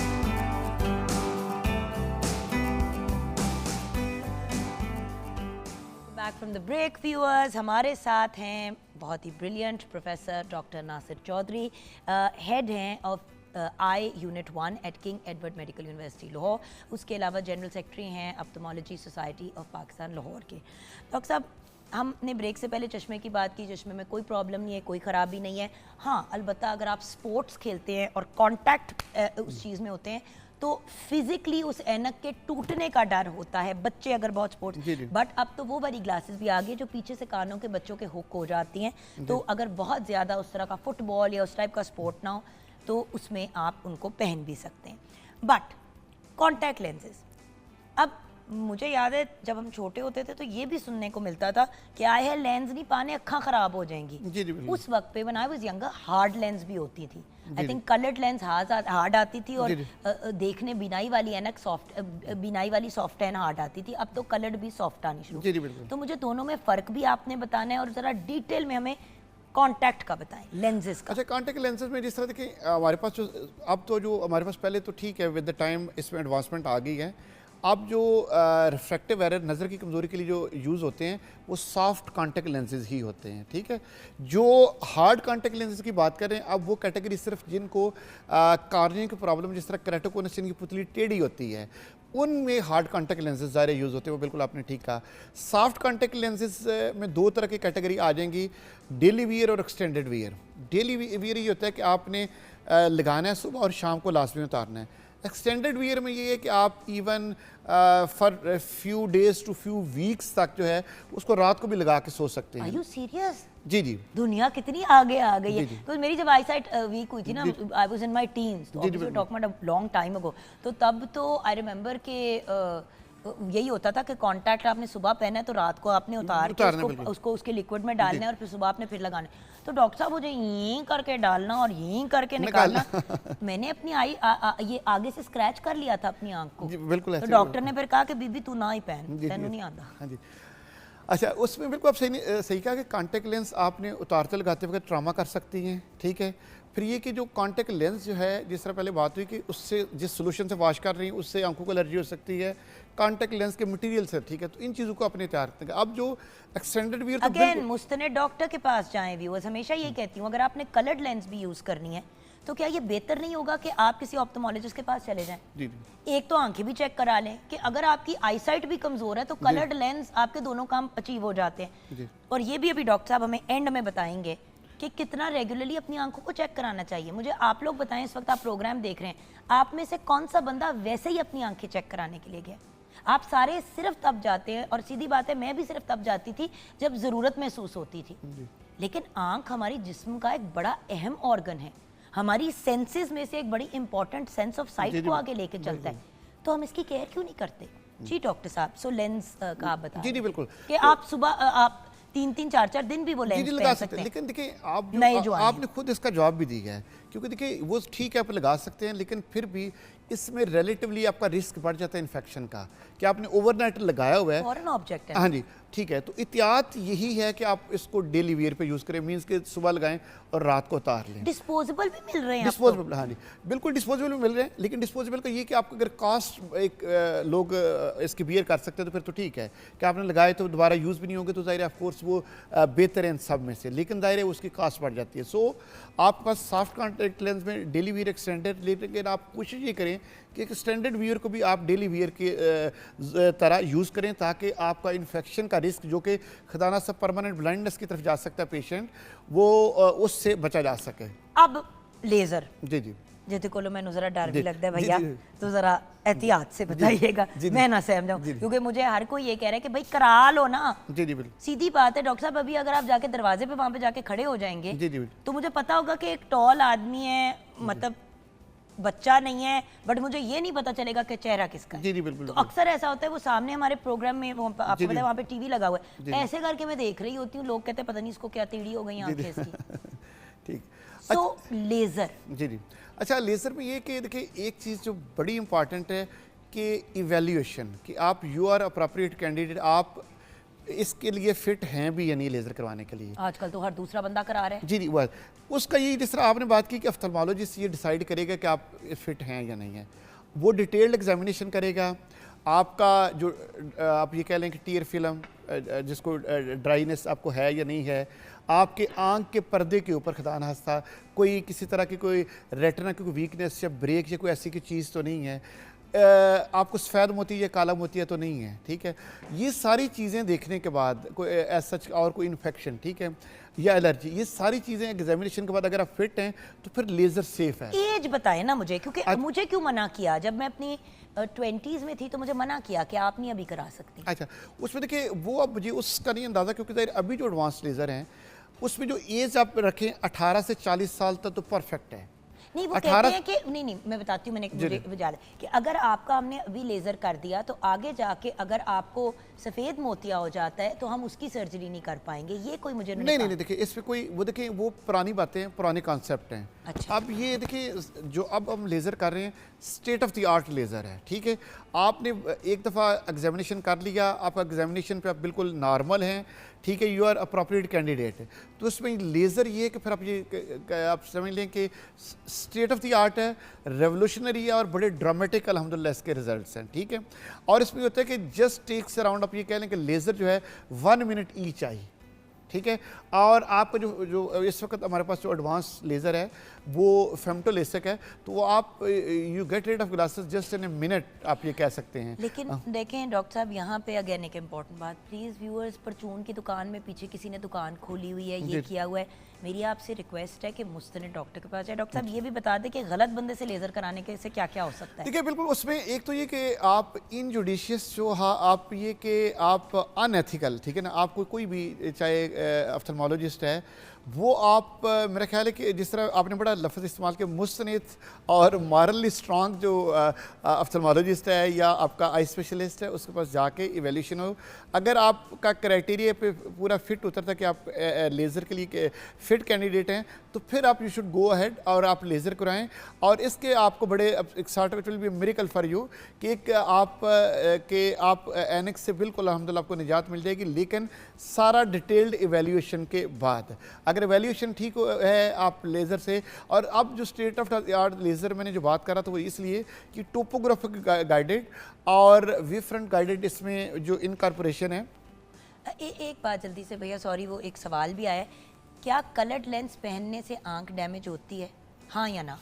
देखिए कलर्ड लेंस आप कॉस्मेटिक पर्पज़ के लिए बिल्कुल पहन सकते हैं, लेकिन रूटीन ना बनाएं इसको, क्योंकि जिस तरह कलर्ड कॉन्टैक्ट लेंस का वो सेम ही। आमना, आपको ये बात बड़े गौर से सुननी चाहिए प्लीज़, क्योंकि आप कलर्ड कॉन्टैक्ट लेंसेज पहनती हैं, आप इनसे ज़रा डायरेक्ट रूबरू होकर बात करें। जी, जो कलर्ड कॉन्टैक्ट लेंसेज जो आपने, बल्कि कॉन्टैक्ट लेंस हमारे पास काफ़ी सारे पेशेंट आते हैं, खुदा ना यंग एज में लड़के की बजाय ज़्यादातर लड़के यूज़ करते हैं कॉस्मेटिक पर्पज़ के लिए, तो they end up with the blindness. कहीं लोग उनको हमने कार्नियल ट्रांसप्लांट किया, तो बेहतर ये है कि आप अगर आपने लेज़र नहीं कराना तो आप जो एनेक ज़्यादा इस्तेमाल कर लिया करें, आप इवेंट्स पे जो है कॉन्टैक्ट लेंस रख लिया करें, ठीक है। जो भी इवेंट आपने अटेंड करना है तो उस कॉस्मेटिक पर्पज़ के लिए मेरे ये पावर लेंसेज हैं, पावर में कलर लेंस मैं यूज़ पावर में कलर। और एक क्वेश्चन मैं अगर पूछना चाह रही थी, इसमें मुझे आप बताइएगा, जैसे अब इसमें जीन्स से कोई इफेक्ट होता है, लाइक कि अगर दोनों पेरेंट्स जो है उनकी आईसाइट वीक है तो बच्चों में ये चीज़ होती है? बिकॉज मुझे जी बिल्कुल इसमें बिल्कुल है किसी हद तक, बिल्कुल जाहिर है इसमें बिल्कुल ये बच्चों में ट्रांसफर हो सकते हैं। हम तीनों को एनके लगी हुई, मेरी अम्मी को एनके लगी। हमारे घर में भी यही है, वो अब्बा को नहीं थी एनके लगी हुई, बट माशाल्लाह मामा ने हमें चूंगे में ये दिया जी, वो ये चीज। तो इसमें देखिए अगर आप यूज कर रही हैं तो आपके लिए इसकी handling, quality of the lens, जिस सोल्यूशन से आप वॉश करती हैं, और हाइजीन, ये बड़ी इंपॉर्टेंट है। ये अगर आप इंश्योर कर सकती हैं तो फिर you should go for lenses, otherwise बेहतर ये है कि either you should go for glasses या लेजर करा लो, आप लेजर करवा लें। और लेजर भी सेफ है, जिस तरह अगर आप एग्जामिनेशन के बाद देखें, आप इसके सारे क्राइटेरिया, आपके सारे स्कैन, आपके सारे इवैल्यूएशन, एंटीरियर पोस्टीरियर एग्जामिनेशन। एक सवाल, अगर ये लेजर करा लेती है तो उसके बाद क्या coloured contacts every now and then पहन सकती है? देखिए लेजर को बिल्कुल आप इवन आफ्टर 4 वीक्स आप कॉन्टैक्ट जो लेंसेज है कलर्ड कॉस्मेटिक पर्पस के लिए यूज कर सकते मुझे समझ आ गया ना कि देखो ड्यूअल पर्पस है, वो भी हो जाता है, वो भी हो जाता है, बट अगर आपकी आईसाइट ठीक हो जाती है तो फिर आप कलर्ड लेंसेज के अपने पास रख लो जब कभी कहीं जाना हो, क्योंकि लेंस डालना निकालना भी एक दफा याद है आंख में आपके कुछ चला गया था, जिंदगी जीरन हो गई थी, बहुत मुश्किल हो जाता है वो आपको अक्सर। उसमें देखिए वो ऑलरेडी मैं इसको बता चुका हूँ कि जाहिर है आपके देखिए आपके नेल ट्रॉमा की वजह से आंख के अंदर, जिस तरह आपने अब्रीजन की बात की, आपको जख्म हुआ, ठीक है, लेंस डैमेज हो सकता है, वो इन्फेक्शन का सोर्स बन जाएगा। सोल्यूशन और फिर लेंस का मटेरियल इटसेल्फ, लेंस पुराना हो जाएगा फिर प्रॉब्लम करेगा, फिर जाहिर है ऑफ कोर्स क्योंकि जब लेंस टाइटली फिट इन होगा, आपकी अंदर आप न्यूट्रिएंट्स, आपकी टीयर फिल्म डिस्टर्ब होगी, ऑक्सीजन सप्लाई डिस्टर्ब होगी, तो कार्निया के जो डायनेमिक्स हैं सारे डिस्टर्ब हो जाएंगे और it can and up with वही वैरायटी ऑफ टीयर फिल्म अबनॉर्मलिटीज़ या ज़ख्म की शक्ल में। Thank you so much doctor साहब। बिल्कुल यहाँ पे शो को कंक्लूड करते हुए अब आपकी एडवाइस हमारे व्यूअर्स को, जो आप शुरू में बता रहे थे ना, स्क्रीन टाइम का, इन सब चीज़ों का, एंड ऑफ कोर्स डॉक्टर साहब कि कितना रेगुलरली, जिस तरह हमारे पास जब डेंटिस्ट आते हैं तो बताते हैं every 6 months you should go to the dentist, जी जी, या मिनिमम वंस अ ईयर जाना चाहिए बगैर किसी वजह के। जी। दांत खराब होने ज़रूरी नहीं है, दांत खराब होने की प्रोसेस वो डॉक्टर पकड़ लेता है और पहले ही आपको फिर, वो तो कहते हैं ना, prevention is better than the cure. हमारा focus viewers morning at home पे ये है कि अस्पताल खाली हो जाए, जी हम इतनी एहतियात कर लें। तो डॉक्टर साहब अब आपकी बिल्कुल, आपने बड़ा ज़बरदस्त आपको मैसेज पढ़ा था, prevention is better than the cure, कि आप अगर एहतियात करेंगे तो बहुत सारी चीज़ों से आप बच जाएंगे। तो बिल्कुल उसमें एक तो ये कि आपने देखिए कोशिश करनी है कि जो स्क्रीन है उसको मैनेज किया जाए। आईटी के लोग जिनका स्क्रीन का नेचुरल प्रोफेशन रिज़्क इससे वाबस्ता है, उसमें ये कि आपका जो स्क्रीन है उसका डिस्टेंस आपसे 24 से 28 इंच दूर होना चाहिए आपकी आंख से। आपकी जो बैक है टाइटली फिट होनी चाहिए, ये जो पाँव आपके बिल्कुल टाइटली नीचे जो है सरफेस पे लगे होने चाहिए। आपकी ओवर हैंगिंग लाइट, बाहर से आने वाली लाइट है, आपके लैपटॉप पे नहीं पड़नी चाहिए, वो ग्लेयर पड़ेगी। आप लैपटॉप में एंटी ग्लेयर स्क्रीन होनी चाहिए। आपके लैपटॉप में, आपके डेस्कटॉप में आपको कोशिश करनी चाहिए कि जो आप नाइट मोड पे शिफ्ट करें, ब्राइटनेस उसकी कम करें, ताकि आपको एनाइंग है, क्योंकि आपकी वन ऑफ द रीज़न आपकी स्लीप इससे डिस्टर्ब हो सकती है। One of the hormone melatonin जो है वो आपकी स्लीप को इरेगुलर कर देगा एक्सेसिव यूज़ ऑफ स्क्रीन की वजह से। सो आपने ये सारी चीज़ें जो आप ऐप्स इतनी सारी हैं इंस्टॉल कर सकते हैं जिससे ब्लू लाइट जो कंट्राइंडिकेटेड है वो आप उससे बच सकेंगे। सो रेगुलर जिन पेशेंट्स को एनक या घर में कोई पेरेंट्स को कि नज़र की कमज़ोरी या ऐसा इशू नहीं भी है, उनको भी जो नॉर्मल लोग समझते हैं उनको भी साल में 6 महीने के बाद चेकअप ज़रूरी है। क्योंकि हमारे पास जो पेशेंट आते हैं, अगर एक पेशेंट है फैमिली मेम्बर कहता है जी चलिए मैं आया हुआ तो अब चेक करवा लेता हूँ, तो चेक करवाते हैं उसको -4 की एनक निकल आती है। तो इसलिए रेगुलर चेकअप, चाहे आप पेशेंट हैं या नहीं है, रेगुलर चेकअप जो है वो दैट इज़ वेरी इंपॉर्टेंट। और फिर क्योंकि ज़ाहिर है हमारे यहाँ ब्लड प्रेशर, शुगर अर्ली भी शुरू हो जाता है, और फिर जाहिर है जिस तरह स्टीराइड का इनजुडिशियस यूज़, वो सारी चीज़ें आपको खुदा ना था इवन जो है वो काला मोती या सफेद मोती की तरफ ले जाती हैं। तो सो आपकी फैमिली में है कोई बीमारी है नहीं आंखों की, आपको फिर भी अराउंड 6 मंथ जो है नॉर्मल लोगों को भी चेकअप जो है वो that is very important. Thank you so much doctor साहब, bless you and thank you for such a detailed message. बात यही है व्यूअर्स, हर 6 महीने के बाद अगर अपनी आइज़ का चेकअप कराएंगे, और देखिए स्पेशली छोटे बच्चों का मैं हमेशा कहती हूँ, न्यू बॉर्न बच्चे होते हैं, उनकी आंखों का इशू होता है, वो कोई 1.5-2 साल के होते हैं, तो माँ बाप को लगता है कि यार ये कुछ ऑफ है, क्योंकि तब बच्चा चलना और मूवमेंट शुरू कर देता है। सो छोटे बच्चों को भी जब आप पीडियाट्रिशियन के पास लेके जाते हैं तो आपने देखा होगा वो ऐसे ऐसे देख रहे होते हैं, तो आई डॉक्टर के पास रेगुलरली लेके जाना। मसला अक्सर आंखों का बढ़ के एक सर्टेन लेवल पे पहुंच जाता है और वहाँ से वापसी नहीं होती। सो बेहतर है कि रेगुलर चेकअप कराएं। कोई चीज़ शुरू भी हो रही है तो उसको रोक लेंगे, अपना भी ख्याल रखें, साथ में दूसरों का भी रखें। Thank you so much doctor साहब। हम ब्रेक के बाद वापस आएंगे व्यूअर्स, आप हमारे साथ रहिए।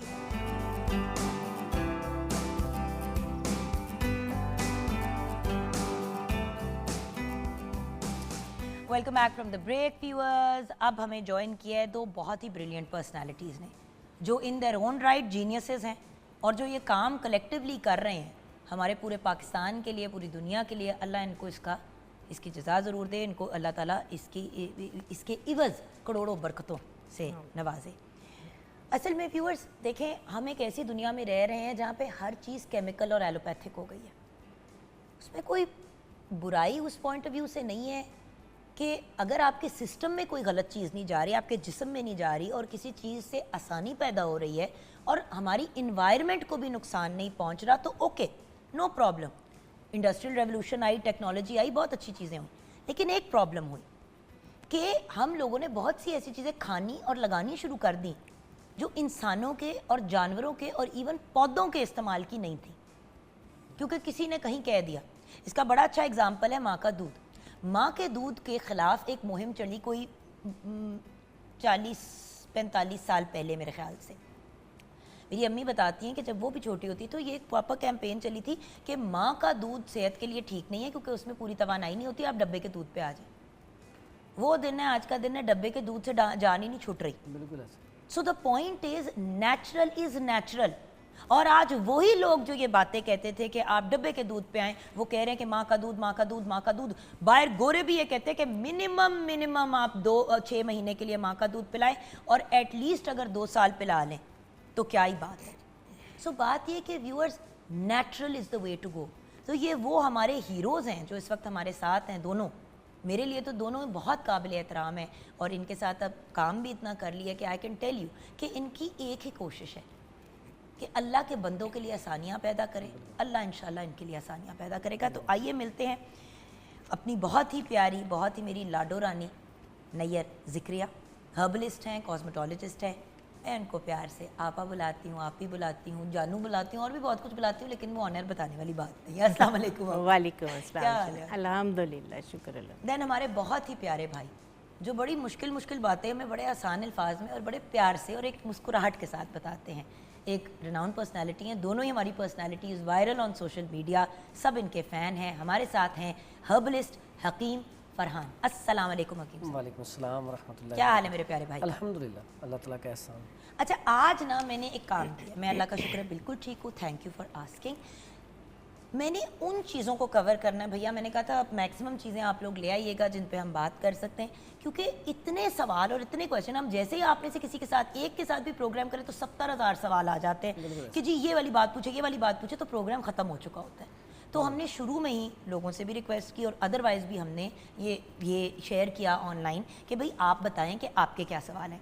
तो किसी के सर के बाल टूटने का प्रॉब्लम है, किसी का बाल झड़, वो जो एलोपेशिया हो जाता है वो प्रॉब्लम है, काली कोनियाँ, क्रैक्ड हील्स के इतने सवाल आते हैं समझ नहीं आती, नेल्स टूटने के सवाल आते हैं, हीट रैसेज को हम चंदी भी कहते हैं, फिर मौके जिन लोगों को हो जाते हैं, मौकों के साथ साथ जो फ्रेकल्स आ जाते हैं, जो पूरे मुंह के ऊपर आपके ज़रा से डार्कर शेड के वो आ जाते हैं, हज़ारों सवाल हैं। तो अगर आप लोग बुरा ना मनाएं तो आए अपने इधर आ जाते हैं टूवर्ड्स द, हमने जहाँ पे सेटअप लगाया हुआ है आप लोगों का। मैं बीच में बैठने लगी हूँ क्योंकि मैं एक ऐसी खातून हूँ कि हर किसी के काम में डंडी मारती हूँ, फिर बाद में मुझे डांट पड़ती है कि उन्हें काम तो करने नहीं देती, अपनी फनकारियाँ करती है। पहला सवाल पूछूंगी, वो जिससे भी पर्टेन करेगा वो उनको कवर कर ले।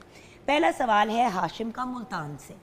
बचपन से नक्सीर का मसला है, ख़ास तौर पे जब गर्मी बढ़ती है, क्या कोई आसान घरेलू नुस्खा या टोटका है? जी बिल्कुल, ये इसको मैं कवर करता हूँ। ठीक है। ये जो नक्सीर फूटना है ना, बहुत सारे ऐसे पेशेंट होते हैं जिनको गर्मियों में ये मसला होता है, और बाज़ औक़ात ऐसे पेशेंट होते हैं जिनका ब्लड प्रेशर हाई हो जाता है, उसकी वजह से ये मसला बन जाता है। बाज़ औक़ात आपके चोट लग जाती है जिसकी वजह से ये मसला स्टार्ट हो जाता है। तो इसमें सबसे पहला काम तो फ़ौरी तौर पे उसको खून को रोकना है।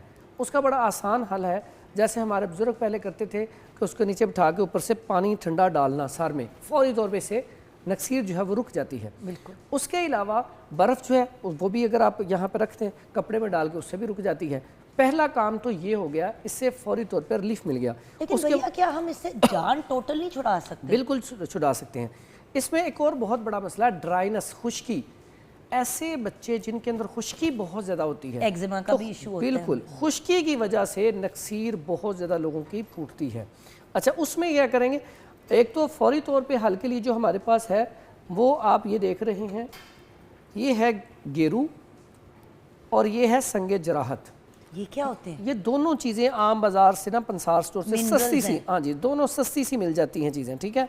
और ये दोनों चीज़ें इसका पाउडर कर लें, एक कैप्सूल सुबह एक शाम 500 mg का, और पीना किसके साथ है, ये शरबत अंजबार ले लें, ठीक है। शरबत अंजबार बना के इसके साथ अगर लेंगे तो पहली डोज में इंशाल्लाह नक्सीर रुक जाएगी।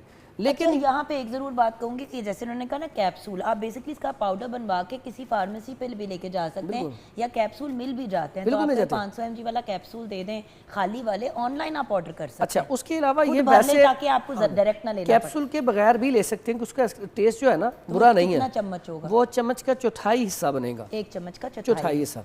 और ये प्रॉपर हल, ये वक्ती ट्रीटमेंट बहुत अच्छा हो जाएगा, लेकिन इसका प्रॉपर हल कैसे करेंगे? प्रॉपर हल के लिए एक तो ऐसे जो पेशेंट होते हैं उन्हें चाहिए कि सुबह के नाश्ते में दलिया जौ या दलिया गंदम का इस्तेमाल करें, दोपहर में सब्जियाँ कद्दू, तोरी, टिंडे, शलजम, गाजर, मूली वगैरह इस तरह की चीज़ें इस्तेमाल करें। फल और सब्जियों का ज़्यादा इस्तेमाल करें, पानी का ज़्यादा इस्तेमाल करें, क्योंकि डिहाइड्रेशन की वजह से ये मसला हो जाता है। और इसमें बड़ा आसान सा एक नुस्खा है, सादा सा, और ये इतना ज़बरदस्त है। ये हल्दी, इसको आज साइंस मानती है कि इन्फेक्शन में सबसे बेहतरीन इन्फ्लेमेशन, इन्फेक्शन दोनों के लिए बेहतरीन चीज़ है। हल्की सी काली मिर्च डाल दें तो ऑब्जॉर्प्शन बहुत अच्छी हो और जाती है। कैसी बात है, हमारे बड़े जब भी किसी का एक्सीडेंट होता, चोट लग जाती, गिर जाता, सबसे पहला काम क्या होता था, इसे दूध में हल्दी डाल के दें, और हल्दी डाल के और दें, लेप भी लगाते लेप भी थे। लगाए, बिल्कुल ऐसे ही। क्योंकि बड़ी ही अमेजिंग एंटीबैक्टीरियल और प्रॉपर्टीज हैं आपका। आपको बताऊं, ये एक शहद, पहले जब आप जंगों में जाते थे उसका देखें, पहले जब जंगें होती थी तो चोटें लगती थी, तलवार लग गई, कुछ भी लग गया, तो उसमें क्या लोग इस्तेमाल करते थे, ये पीने के लिए भी और लगाने के लिए भी, और ये शहद, सिर्फ शहद लगाया जाता था जख्म के ऊपर। और इसका मैंने बड़ी दफ़ा एक्सपेरिमेंट किया, आपका ऑपरेट हुआ, आपको यहाँ से काफ़ी गहरा जख्म है, तो आप शहद भर के सिर्फ ऊपर पट्टी कर दें, अल्लाह के हुक्म से ये चंद दिनों में आपका वो जो है जख्म भर जाएगा। बिल्कुल। अच्छा, अगला सवाल की तरफ मैं आऊँगी। मेरा नाम इकरा है, मैं हेयर ऑयल्स बहुत यूज़ करती हूँ लेकिन कोई फ़र्क नहीं पड़ता। क्या आपके पास कोई ऐसा हर्बल नुस्खा है जिससे मेरे बाल नेचुरली झड़ना रुक जाएं? तो इसके बाद इनके बाल टूट भी रहे हैं और मेरे ख्याल से गिर भी रहे हैं। हाँ जी, मैं अब देखें ना, ये लाइबा ने भी कराची से यही सवाल किया, मेरे बाल पतले हो गए हैं और पीछे से स्कैल्प नज़र आता है, तो क्या इसका कोई परमानेंट हल है जो केमिकल फ्री हो? हाँ जी, बिल्कुल केमिकल, क्योंकि हम केमिकल पे बात ही नहीं कर रहे, हम ऑर्गेनिक जो है वो नेचुरल चीज़ों पे बात कर रहे हैं। सबसे पहले तो इनटेक जुगन, मेन चीज़ ये है कि आजकल मैंने देखा है बच्चियां जो है ना वो डाइटिंग के चक्करों में मोटी ना हो जाए, कोई भी ऑयली चीज़ लेती ही नहीं है, ऑयल को जो है वो स्किप कर दिया और इस तरह की सारी चीज़ों को, डाइट को अपनी खुराक से जो है वो निकाल दिया।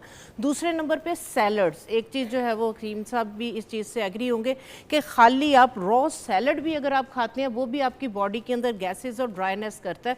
उसको हल्का सा अगर आप ले रहे हैं, स्टफ फ्राई करें और उसके ऊपर ऑलिव ऑयल आप डाल लें, ठीक है। और अगर इस तरह का इशू है कि अगर कोई भी आप ऑयल वगैरह नहीं ले रहे हो, ड्राइनेस की वजह से बाल गिर रहे हैं, उसके लिए सबसे बेहतरीन है कि 1 कप आप नीम गर्म पानी का करें, हल्दी का जिस तरह से जिक्र किया 1/4 टीस्पून उसमें हल्दी, थोड़ी सी जो है वो उसके अंदर आप हनी डालें और ½ टीस्पून देसी घी।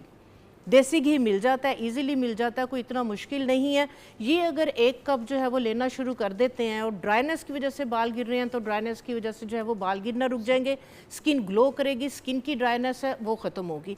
दूसरे नंबर पे अगर स्कैल्प ऑयली है, ऑयली स्कैल्प होने की वजह से अगर बाल गिर रहे हैं तो उसकी ट्रीटमेंट टोटल डिफरेंट है। ठीक है। ये नहीं है जुगन, पता है क्या होता है कि अगर किसी एक ने रेमेडी जो है वो कोई भी ट्रीटमेंट यूज़ की, उसके बालों का, उसकी स्किन का इशू कुछ और था, उसने उसको बताया। मुझे एक बात बताएं व्यूअर्स, अगर ये काम इतना आसान होता डायग्नोज करना, हिकमत कोई आसान चीज़ है सीखना? मुझे बताएं एज अ हकीम, बिल्कुल। आपने कितना अरसा लगाया है अपने आप को तैयार करने के लिए, काम करने अभी के लिए? यहाँ पे खड़ा हूँ, 17 साल हो गए मुझे। अच्छा, आप बताएं आपा कितने साल? हाँ जी बिल्कुल, मुझे भी तकरीबन 30 ईयर्स से जो है वो आप लोग मुझे देख रहे हैं। तो अगर लोग जाके इनसे पूछते हैं कि हमें मसले का हल बताएं तो उसके पीछे कोई तो साइंस होगी ना? जी बिल्कुल, क्योंकि हर बंदे की बॉडी डिफरेंट है।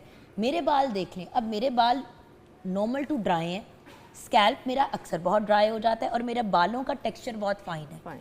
मुझे आपा या हकीम साहब जो हैं वो अब मेरी प्रॉब्लम के हिसाब से गाइड करेंगे। ये हम आपको जनरल नुस्खे बताते हैं कि आप ट्राई कर सकते हैं, इनमें कोई नुकसान नहीं है। हाँ। लेकिन प्लीज़ सुना करें, अगर आपा बता रही हैं उस बंदे के लिए कि जिसको फॉर एग्जांपल जिसका स्कैल्प ड्राई है, आप ऑयली स्कैल्प वाली ट्रीटमेंट कर देंगे, उल्टा स्यापा पड़ जी, जाएगा। इसलिए मैंने पहले ड्राइनेस का बताया।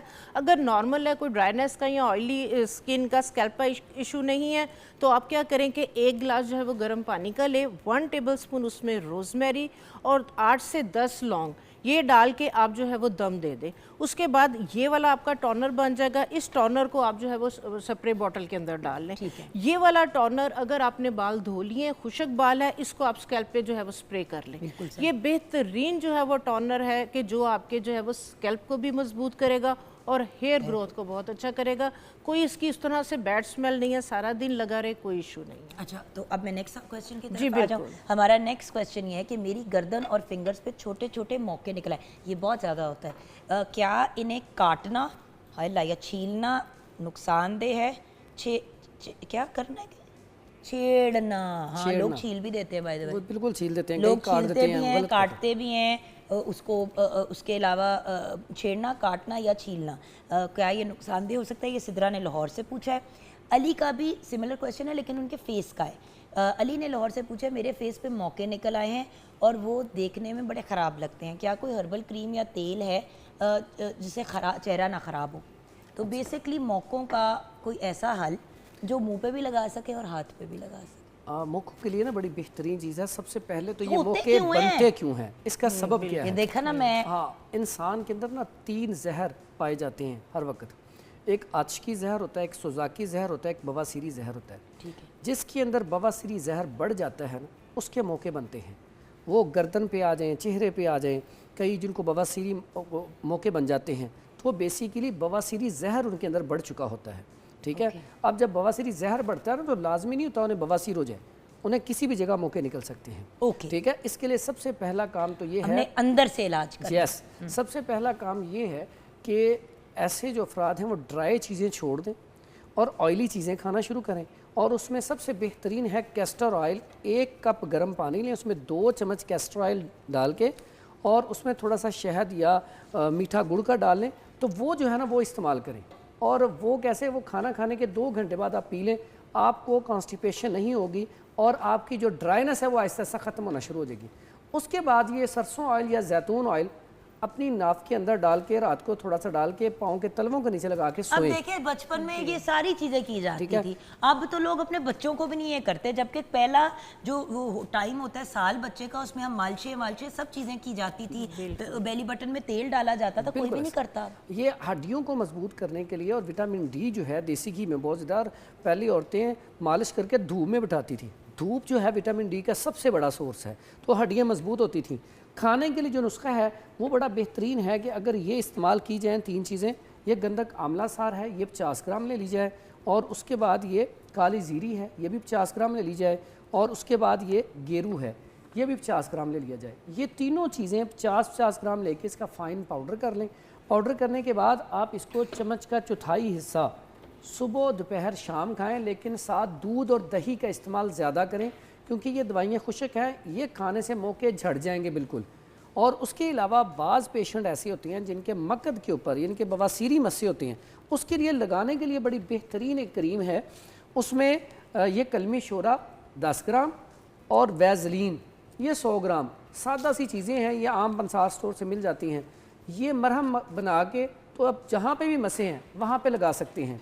और दूसरा रहेंगे, हाँ जी, ये कुछ अरसे बाद आहिस्ता आहिस्ता वो ख़त्म हो जाएंगे, जड़ जाएंगे। फिर उसके बाद जैसा आपने चेहरे के ऊपर कहा, अगर तो मौके हैं बड़े वाले, उसके लिए ये कत्था जो है, ये आम कत्था मिल जाता है, ये जो है पान वाली दुकान से, बिल्कुल इसको गीला करके ना, गीला कत्था लेके तो वो उसको ना आप लगा के आहिस्ता आहिस्ता उसको मालिश करें, वो चंद दिन करेंगे तो उसके बाद वो मौका ख़त्म हो जाएगा। अच्छा, यहाँ पे हम ब्रेक की तरफ जाएंगे, ब्रेक में जब वापस आएंगे तो किचन में आपसे मुलाकात होगी व्यूअर्स, और वहीं पे मेरे ख्याल से आमना के भी कुछ सवाल हैं, आई थिंक नैयर आपा से रिलेटेड, तो हम उनको भी कवर करेंगे। आप हमारे साथ रहिएगा।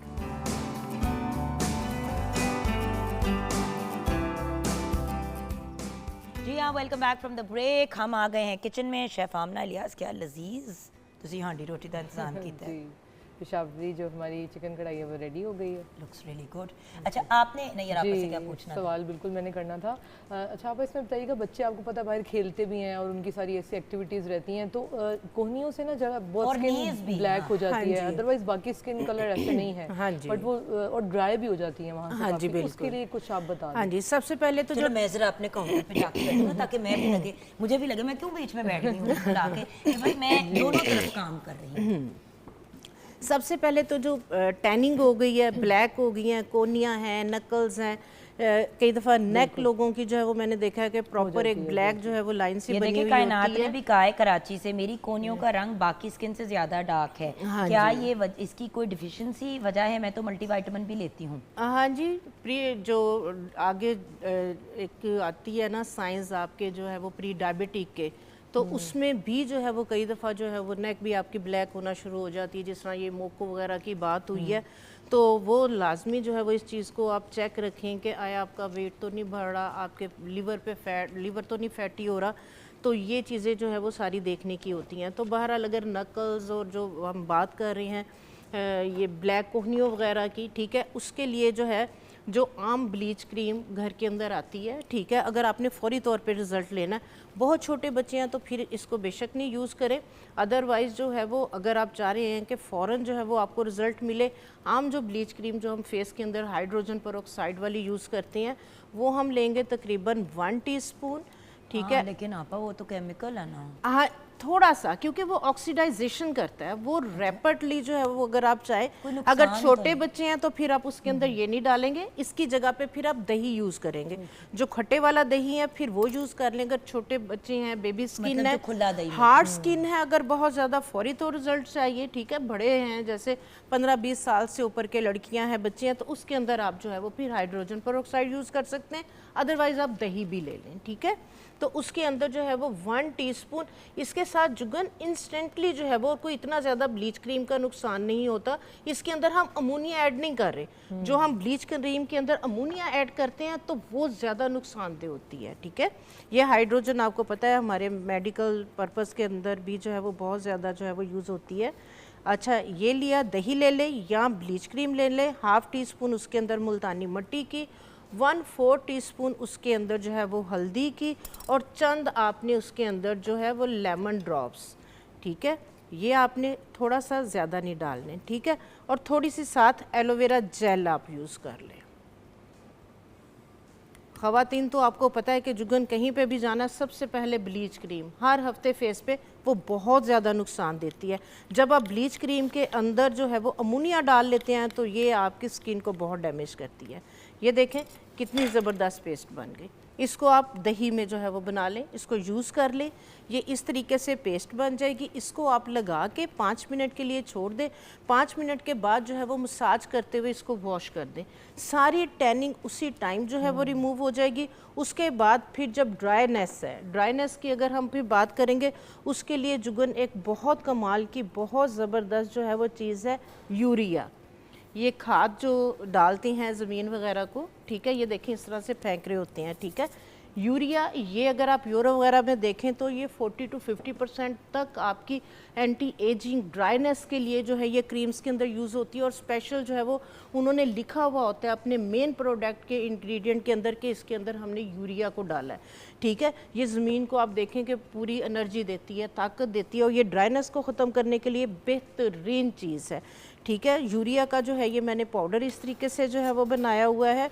ये आपने जो है वो लेना है तकरीबन 1 टीस्पून के करीब ये ले लिया।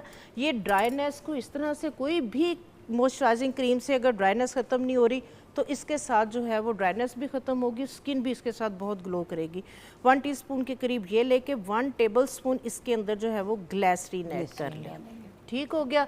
इसको जो है वो आप अच्छे से मिक्स करें। ये पकड़े ज़रा, मैं चम्मच साफ करके दूं। आपा एंड में आपको मेरी ज़रूरत पड़ती है, ये याद रखिएगा। यूरिया, ठीक है, इस तरह बीट्स में होता है, इसको पाउडर बना ले 1 टीस्पून, और इसके अंदर आपने ग्लिसरीन ऐड कर लेनी है, ठीक है। ये आपका बेहतरीन मॉइस्चराइज़र। इसको वॉश करने के बाद सीरम, हाँ जी, तो इसको आप जो है वो लगाएं, 4 से 5 मिनट मसाज करें, ये जज़ब हो जाएगा। तो इसके साथ टैनिंग भी रिमूव हो जाएगी और जो है वो ड्राइनेस भी ख़त्म हो जाएगी और स्किन जो है वो बेहतर हो जाएगी, ग्लो करेगी बहुत। थैंक यू सो मच आपा, थैंक यू। अब मैं आगे बढ़ती हूँ। एक और सवाल है हमारे पास, हीट रैशेज़ है, ये तो बड़ी कॉमन चीज़ है और पूरा साल ही कभी कभी हो जाएगा। आपको पता है पाकिस्तान में गर्मी तो चलती है, लंबी चलती है। अच्छा, मुझे ना हीट रैशेज हो जाती हैं, कोई ठंडी तासीर वाली हर्बल चीज़ें बता दें जो हम अपनी रोज़ाना की ग़िज़ा में इस्तेमाल कर सकते हैं। वो खाने के लिए पूछ रही है रायमा लाहौर से, और इसी तरह मिनाहिल ने कराची से पूछा है कि हीट रैशेज की वजह से मेरी स्किन में जलन और इचिंग होती है, क्या कोई हर्बल ऑयल या पेस्ट है? तो खाने के लिए भी पूछ रहे हैं और लगाने के लिए भी पूछ रहे हैं। ये बड़ा आसान सा इसका हल है। सबसे पहली बात तो ये ज़्यादातर जो मौसम होता है ना, जैसे ये नमी के मौसम में भी बहुत ज़्यादा हो जाता है, फिर गर्मियों के मौसम में भी बहुत होता है, और इसके अलावा जो सीजन आते जाते जा रहा है, फिर उसके अलावा ड्राइनेस की वजह से भी जो होता है, जब खुश्की बहुत ज़्यादा हो जाती है, तो इसमें बड़ा आसान सा हल है कि आप ना इमली, आलू बुखारा और ज़रिश्क, ये 3 चीज़ें लेके इसको पानी में भिगो दें, सुबह इसे मसल के पुन के इसका पानी पी लें। बेहतरीन चीज़ है, फ़ौरी तौर पे आपका वजूद जो है खून की सर्कुलेशन तेज़ होगी, इचिंग वगैरह ख़त्म हो जाएगी। उसके अलावा ये सादा, ये सिर्फ और सिर्फ ये सादा वैसलीन है। क्योंकि भैया इतनी ज्यादा ना कभी कभी इचिंग होती है कि वो जख्म बन जाते हैं वहाँ पे, ये ना- पेट्रोलियम जेली आती है हाँ, ना। ये लगाने के लिए सादा सिर्फ यही काफ़ी है, लेकिन इसके लिए अगर हमें ज़रूरत पेश आए तो कभी हम इसमें क्या देते हैं कि और प्लीज फ्रेग्रेंस वाली नहीं, बहुत से लोग हाँ जो जी। है वो पेट्रोलियम जेली डिफरेंट नामों से खरीदते हैं, बेसिक उसका फॉर्मुलेशन तो ये पेट्रोलियम सादा आपने पेट्रोलियम जेल लेनी जो आम खुली मिल जाती है, आपने वैसलीन ले लें। इसमें खुशबुएं वगैरह हाँ नहीं जी, डालनी। बिल्कुल 100 ग्राम ये ले लें, उसमें 20 ग्राम गंधक आंवला साथ डाल लें। फौरी तौर पे आपके जो आपने बताया ना ज़ख्म हो जाते हैं, दाने बन जाते हैं, ख़ारिश बहुत ज़्यादा होती है, ये सिर्फ सादा चीज़ फौरी तौर पे इसका रिज़ल्ट है, जो फौरी तौर पे इसका रिज़ल्ट मिल जाएगा। उसके अलावा इसमें हम ये कर सकते हैं खाने के लिए, ये बेसिकली ना 3 चीज़ें हैं इसमें, हल्दी है और ये मुलट्ठी है और ये सौंफ है। ये 3 चीज़ें इनका पाउडर कर लें फाइन, और ये करना क्या है, इसको आपने ना छोटा वाला चम्मच जो हाफ टी स्पून सुबह दोपहर शाम खाना खाने के बाद आधी चाय की चमची आदि ये इस्तेमाल करवाएं खाने के 1 घंटे बाद। किस चीज में? ये आम सादा पानी के साथ, पानी के साथ, पानी मतलब से। मुंह में डाल के ठीक मुंह है। पे पी लें। पानी और वैसे पूरा ग्लास पी लें तो अच्छी बात है। इसका फ़ायदा क्या है, ये जो ड्राइनेस की वजह से और गर्मी की वजह से आंतों में इन्फेक्शन हो जाती है, ये आंतों की इन्फेक्शन को ख़त्म करेगी। जब वो इन्फेक्शन ख़त्म होगी, आपका स्टमक भी ठीक हो गया, लिवर भी ठीक हो गया, उसके बाद आपकी ऑटोमेटिकली जो ख़ारिश है, आपके जिस्म के अंदर इन्फेक्शन है, वो ख़त्म हो जाएगी। तो उससे तबीयत जो है ठीक हो जाएगी। और ऐसे जो बच्चे हैं या बड़े हैं, अक्सर औकात क्या होता है, ये इस मौसम में बहुत ज़्यादा पेशेंट है चाय का इस्तेमाल कसरत से करते हैं, ठीक है, चाय का, और वो ड्राइनेस पैदा करती है। नहीं, पर ठीक है? बात ये कि हकीम साहब सारा साल ही अब लोग चाय इतनी पीते हैं, और पहले वो चाय से वैसी जान नहीं छूटी थी, साथ में कॉफी की भी लुच शुरू हो दो चीज़ें ना, मौसम इतना, जो भी हो, क्योंकि उसमें वो डायरेटिक है, वो आपके सिस्टम से पानी निकाल देता है सारा, बिल्कुल। कैफीन भी और टैनिक मैं एसिड। कहता हूँ कि अक्सर औकात ना, ये जैसे आपने बड़ी ज़बरदस्त बात की कि हम जो यहाँ पे नुस्खे बताते हैं ना, ये जनरली होते हैं, और अक्सर औकात मैं कहता होता हूँ कि हर चीज़ हर मर्ज़ के लिए नहीं होती, नहीं होती, बाज़ और हर औकात- इंसान के लिए नहीं हाँ, होती। बिल्कुल, हर इंसान के अंदर ना मिजाज अल्लाह ने बनाया, और हर इंसान का मिजाज मुख्तलिफ है। और कुछ लोगों की बॉडी की तासीर भी ठंडी ये गर्म मैं आपको होती है। मैं बताने लगा, Dry। देखिए ना, इंसान के अंदर गर्मी भी है, खुश्की भी है, सर्दी भी है, तरी भी है। अब इसके बिगाड़ को हम बीमारी कहते हैं। अगर किसी के अंदर बलगम बढ़ गई और सौदा बढ़ गया, सफरा बढ़ गया, खून की ज़्यादती होगी, तो इसको हम बीमारी गिनते हैं। अच्छा, लास्ट क्वेश्चन जो है वो मैं, अच्छा नाखूनों का भी है, बालों का भी है, नाखून का प्लीज पूछ लूं, क्योंकि हाँ नाखून जी। का बड़ा प्रॉब्लम है। जी, बिल्कुल। मेरे नेल्स येलो और ब्रिटल हो गए हैं, क्या कोई हर्बल ऑयल या क्रीम है जो नेल्स को हेल्दी और शाइनी बना दे? अक्सा कराची। मैं कैल्शियम भी लेती हूँ, मल्टीविटामिन भी लेती हूँ, फिर भी मेरे नाखून में वाइट निशान बन जाते हैं, या ये कोई डिफिशिएंसी है?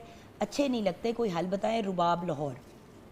हाँ जी, बिल्कुल, इसके लिए जो है वो हलीम सीड, और आप बाय द वे मुझे प्लीज़ फटी हुई एड़ियों का भी हाल बता हाँ दीजिएगा, जी। क्योंकि फटी एड़ियों के तो जितने सवाल मेरे YouTube चैनल पे भी आते हैं, इट्स अनबिलीवेबल। हाँ जी, हलीम सीड आम पंसारी की दुकान से मिल जाते हैं। ये जिस तरह से बता रही हैं, कैल्शियम की कमी, किसी भी मिनरल की अगर डेफिशिएंसी है, 1 टीस्पून इसको रात को आप गिलास पानी में भिगो दें और इसको जो है वो पीना शुरू करें। इसके बाद जो है वो अगर नेल्स का इशू है तो उसके लिए ये मैं अच्छा, एक उसका ये हाल ऑयल, है, बस ये आपने कर लिया क्या? ये हाँ जी बिल्कुल, क्योंकि आजकल आपको पता है कि देसी घी या अलसी वगैरह या इस तरह से दूध वगैरह जो कैल्शियम के लिए ज़रूरी है वो चीज़ें नहीं लेते, तो ये बहुत इजी है, ये स्किन को ग्लो करने के लिए बहुत ज़बरदस्त चीज़ है।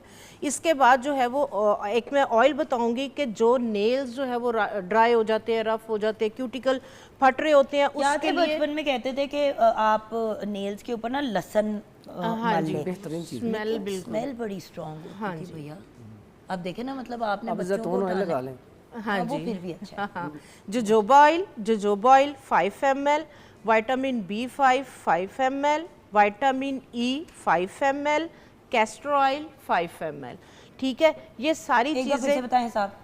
जोजोबा ऑयल 5 ml, ये carrier oil है। B5, हाँ जी, B5 ये विटामिन है, ये हाइड्रेट मॉइस्चराइज करने के लिए आपको क्योंकि पता है, ये fat soluble नैनसेनामाइड, हाँ vitamin है जी, ना, हाँ। हाँ जी, ये 5 ml, vitamin E 5 ml, castor oil 5 ml। यानी कि हम वजन तीनों हाँ चीज़ें। जी, ये सारी 5-5 ml लेके आप जो है वो बॉटल के अंदर इसको डाल लें। मुझे दे, मैं डालूं अपनी। हाँ जी, आपको तो मैंने अपनी फनकारी साथ साथ करनी होती है। हाँ जी, ये 5-5 आप ml डाल लें। कोई भी आप अपना जो है वो उसमें फेवरेट एसेंशियल ऑयल डाल सकती हैं। ये वाले सारे ऑयल जो है वो आप डाल के इसको एक ड्रॉपर के अंदर आप रख लें। और नाइट में आपने क्या करना है, पहले जो है वो अपने हाथों को वॉश करके थोड़ी सी फटकड़ी वाला पानी के अंदर उसको थोड़ा सोक करना है, वो हार्ड कर देता है आपके नेल्स को। और अगर क्यूटिकल्स फट रहे हैं, ड्राई स्किन हो रही है, कई दफ़ा मैंने देखा ब्लीडिंग जुगन हो रही होती क्यूटिकल्स उतरने की वजह मेरा से, होता है ना, तो वो फटकड़ी वाले पानी में डिप करके फिर ये जो हमने ऑयल बनाया है, ये वाला ऑयल आपने जो है वो एक एक ड्रॉप सारी फिंगर्स पे लगा के आपने इसको जो है वो हाथ धुला हुआ हो, ये चीज़ आपने ज़हन में रखनी है कि जो है ना वो ये नहीं है कि गंदे हाथ हैं और आप उसी से मसाज कर रहे हैं। तो अच्छी तरह से नेल्स पे और इसको क्यूटिकल्स के ऊपर आप मसाज कर लें, इससे आपके नेल्स भी मजबूत होंगे, आपके जो क्यूटिकल्स फट रहे हैं ड्राइनेस की वजह से वो भी जो है वो रिपेयर होंगे। इस ऑयल को आप अपने बेशक अगर ड्राइनेस की वजह से हाथ भी जो है वो झुर्रियाँ आ रही हैं तो पूरे हाथ, हाँ जी बिल्कुल, क्योंकि इसके अंदर हमने विटामिन B5 जो नैनसेनामाइड है वो ऐड किया है। नैनसेनामाइड आपको पता और है आजकल कितना महंगा आजकल मिल रहा है सीरम्स वगैरह में हर चीज़ में इसका जो है वो यूज़ है। तो ये इतने ज़बरदस्त जो है ये आपका जो है वो सीरम नेल्स वगैरह के लिए रेडी हो जाएगा। ये ड्राइनेस को भी ख़त्म करेगा, आप अपने हाथों पाँव पे इसको भी जो है वो यूज़ कर सकते हैं। आई जोन के लिए भी बेहतरीन है। Awesome, thank you so much आपा, थैंक यू सो मच हकीम साहब, कुछ एंड में कहना चाहेंगे? अच्छा, ये एक छोटा सा जो इसमें एक सवाल था चंडी के हवाले से रह गया। ये पत्ता बेचारा बोल रहा है कि मुझे क्यों नहीं आप उठा रहे, तो ये जो है ना ये अक का पत्ता है। ये ऐसे अफराद जो मेहनत मजदूरी करते हैं ना, उनके ना अक्सर यहाँ पे सख्ती आ जाती है, गांठें जैसे बन जाती हैं या पाँव में ना नीचे बहुत सख्त जगह हो जाती है, इसे कहते हैं चंडी। चंडी का बड़ा बेहतरीन इलाज है ये अक का पत्ता, लाहौर में हर जगह पे आम मिल जाता है। तो इसको आपने, हाँ अक, हाँ ये अक्सर लगे होते हैं। इसको आपने क्या करना है, इसको कूटना है अच्छी तरह और इसमें आपने ये हल्दी ये शामिल करनी है। इसको अच्छी तरह आपने पेस्ट बना के आपने वो जो अगर पाँव पे है तो पाँव पे आपने रख के पट्टी बांध लें या पाँव पे रख के कोई चीज़ रख के तो ऊपर से सॉक्स पहन लें। ये सिर्फ 3 से 4 दिन अमल करना है। कितनी देर के लिए छोड़ना है? वो 1 घंटा 2 घंटा लगाई रखें, उसके बाद उतार दें और 3-4 दिन के बाद आप देखेंगे वो जगह नरम हो चुकी है और आपकी वो तकरीबन ठीक हो चुकी है। जैसे आपा ने मुझे एक दफ़ा बताया था, पेट्रोलियम जेली, बोरिक पाउडर, थोड़ी सी फटकरी, उसकी पेस्ट बना के पाँव पूरे लगा लें और उसके ऊपर फिर आप सॉक्स पहन लें। आप 15 मिनट भी उसको छोड़ेंगे तो आपकी एड़ियाँ बहुत ज़्यादा नरम हो जाएंगी। सही बोला ऐसे ही 100% ये देखा ना, मैं बड़ी हो गई हूँ, वैसे काफ़ी ज़्यादा बड़ी हो गई हूँ। आप कुछ एंड में कहेंगे आप? हाँ जी बिल्कुल, क्योंकि ये वाला जो मौसम आप सारे जिन इश्यूज़ पे हमने बात की है, तो आप ये वाली चीज़ें जो है वो घर ला के रखें और अपनी ज़िंदगी को जो है वो आसान करें, जो मकसद है हमारे प्रोग्राम का। बिल्कुल, आप सब अपना ख्याल रखिएगा, हमें दुआओं में याद रखिएगा। आमना आपका भी शुक्रिया, आज आपने भी बनाया, इन्होंने भी बनाया। मैंने कोशिश की कि मैं कुछ ना बनाऊं, लेकिन आपा ने मुझे फिर भी इन्वॉल्व किया, यानी कि मैं थोड़ी सी एक ज़रूरी पर्सनैलिटी हूँ आपा की ज़िंदगी में। तो अपना ख्याल रखिएगा, खुदा हाफ़िज़।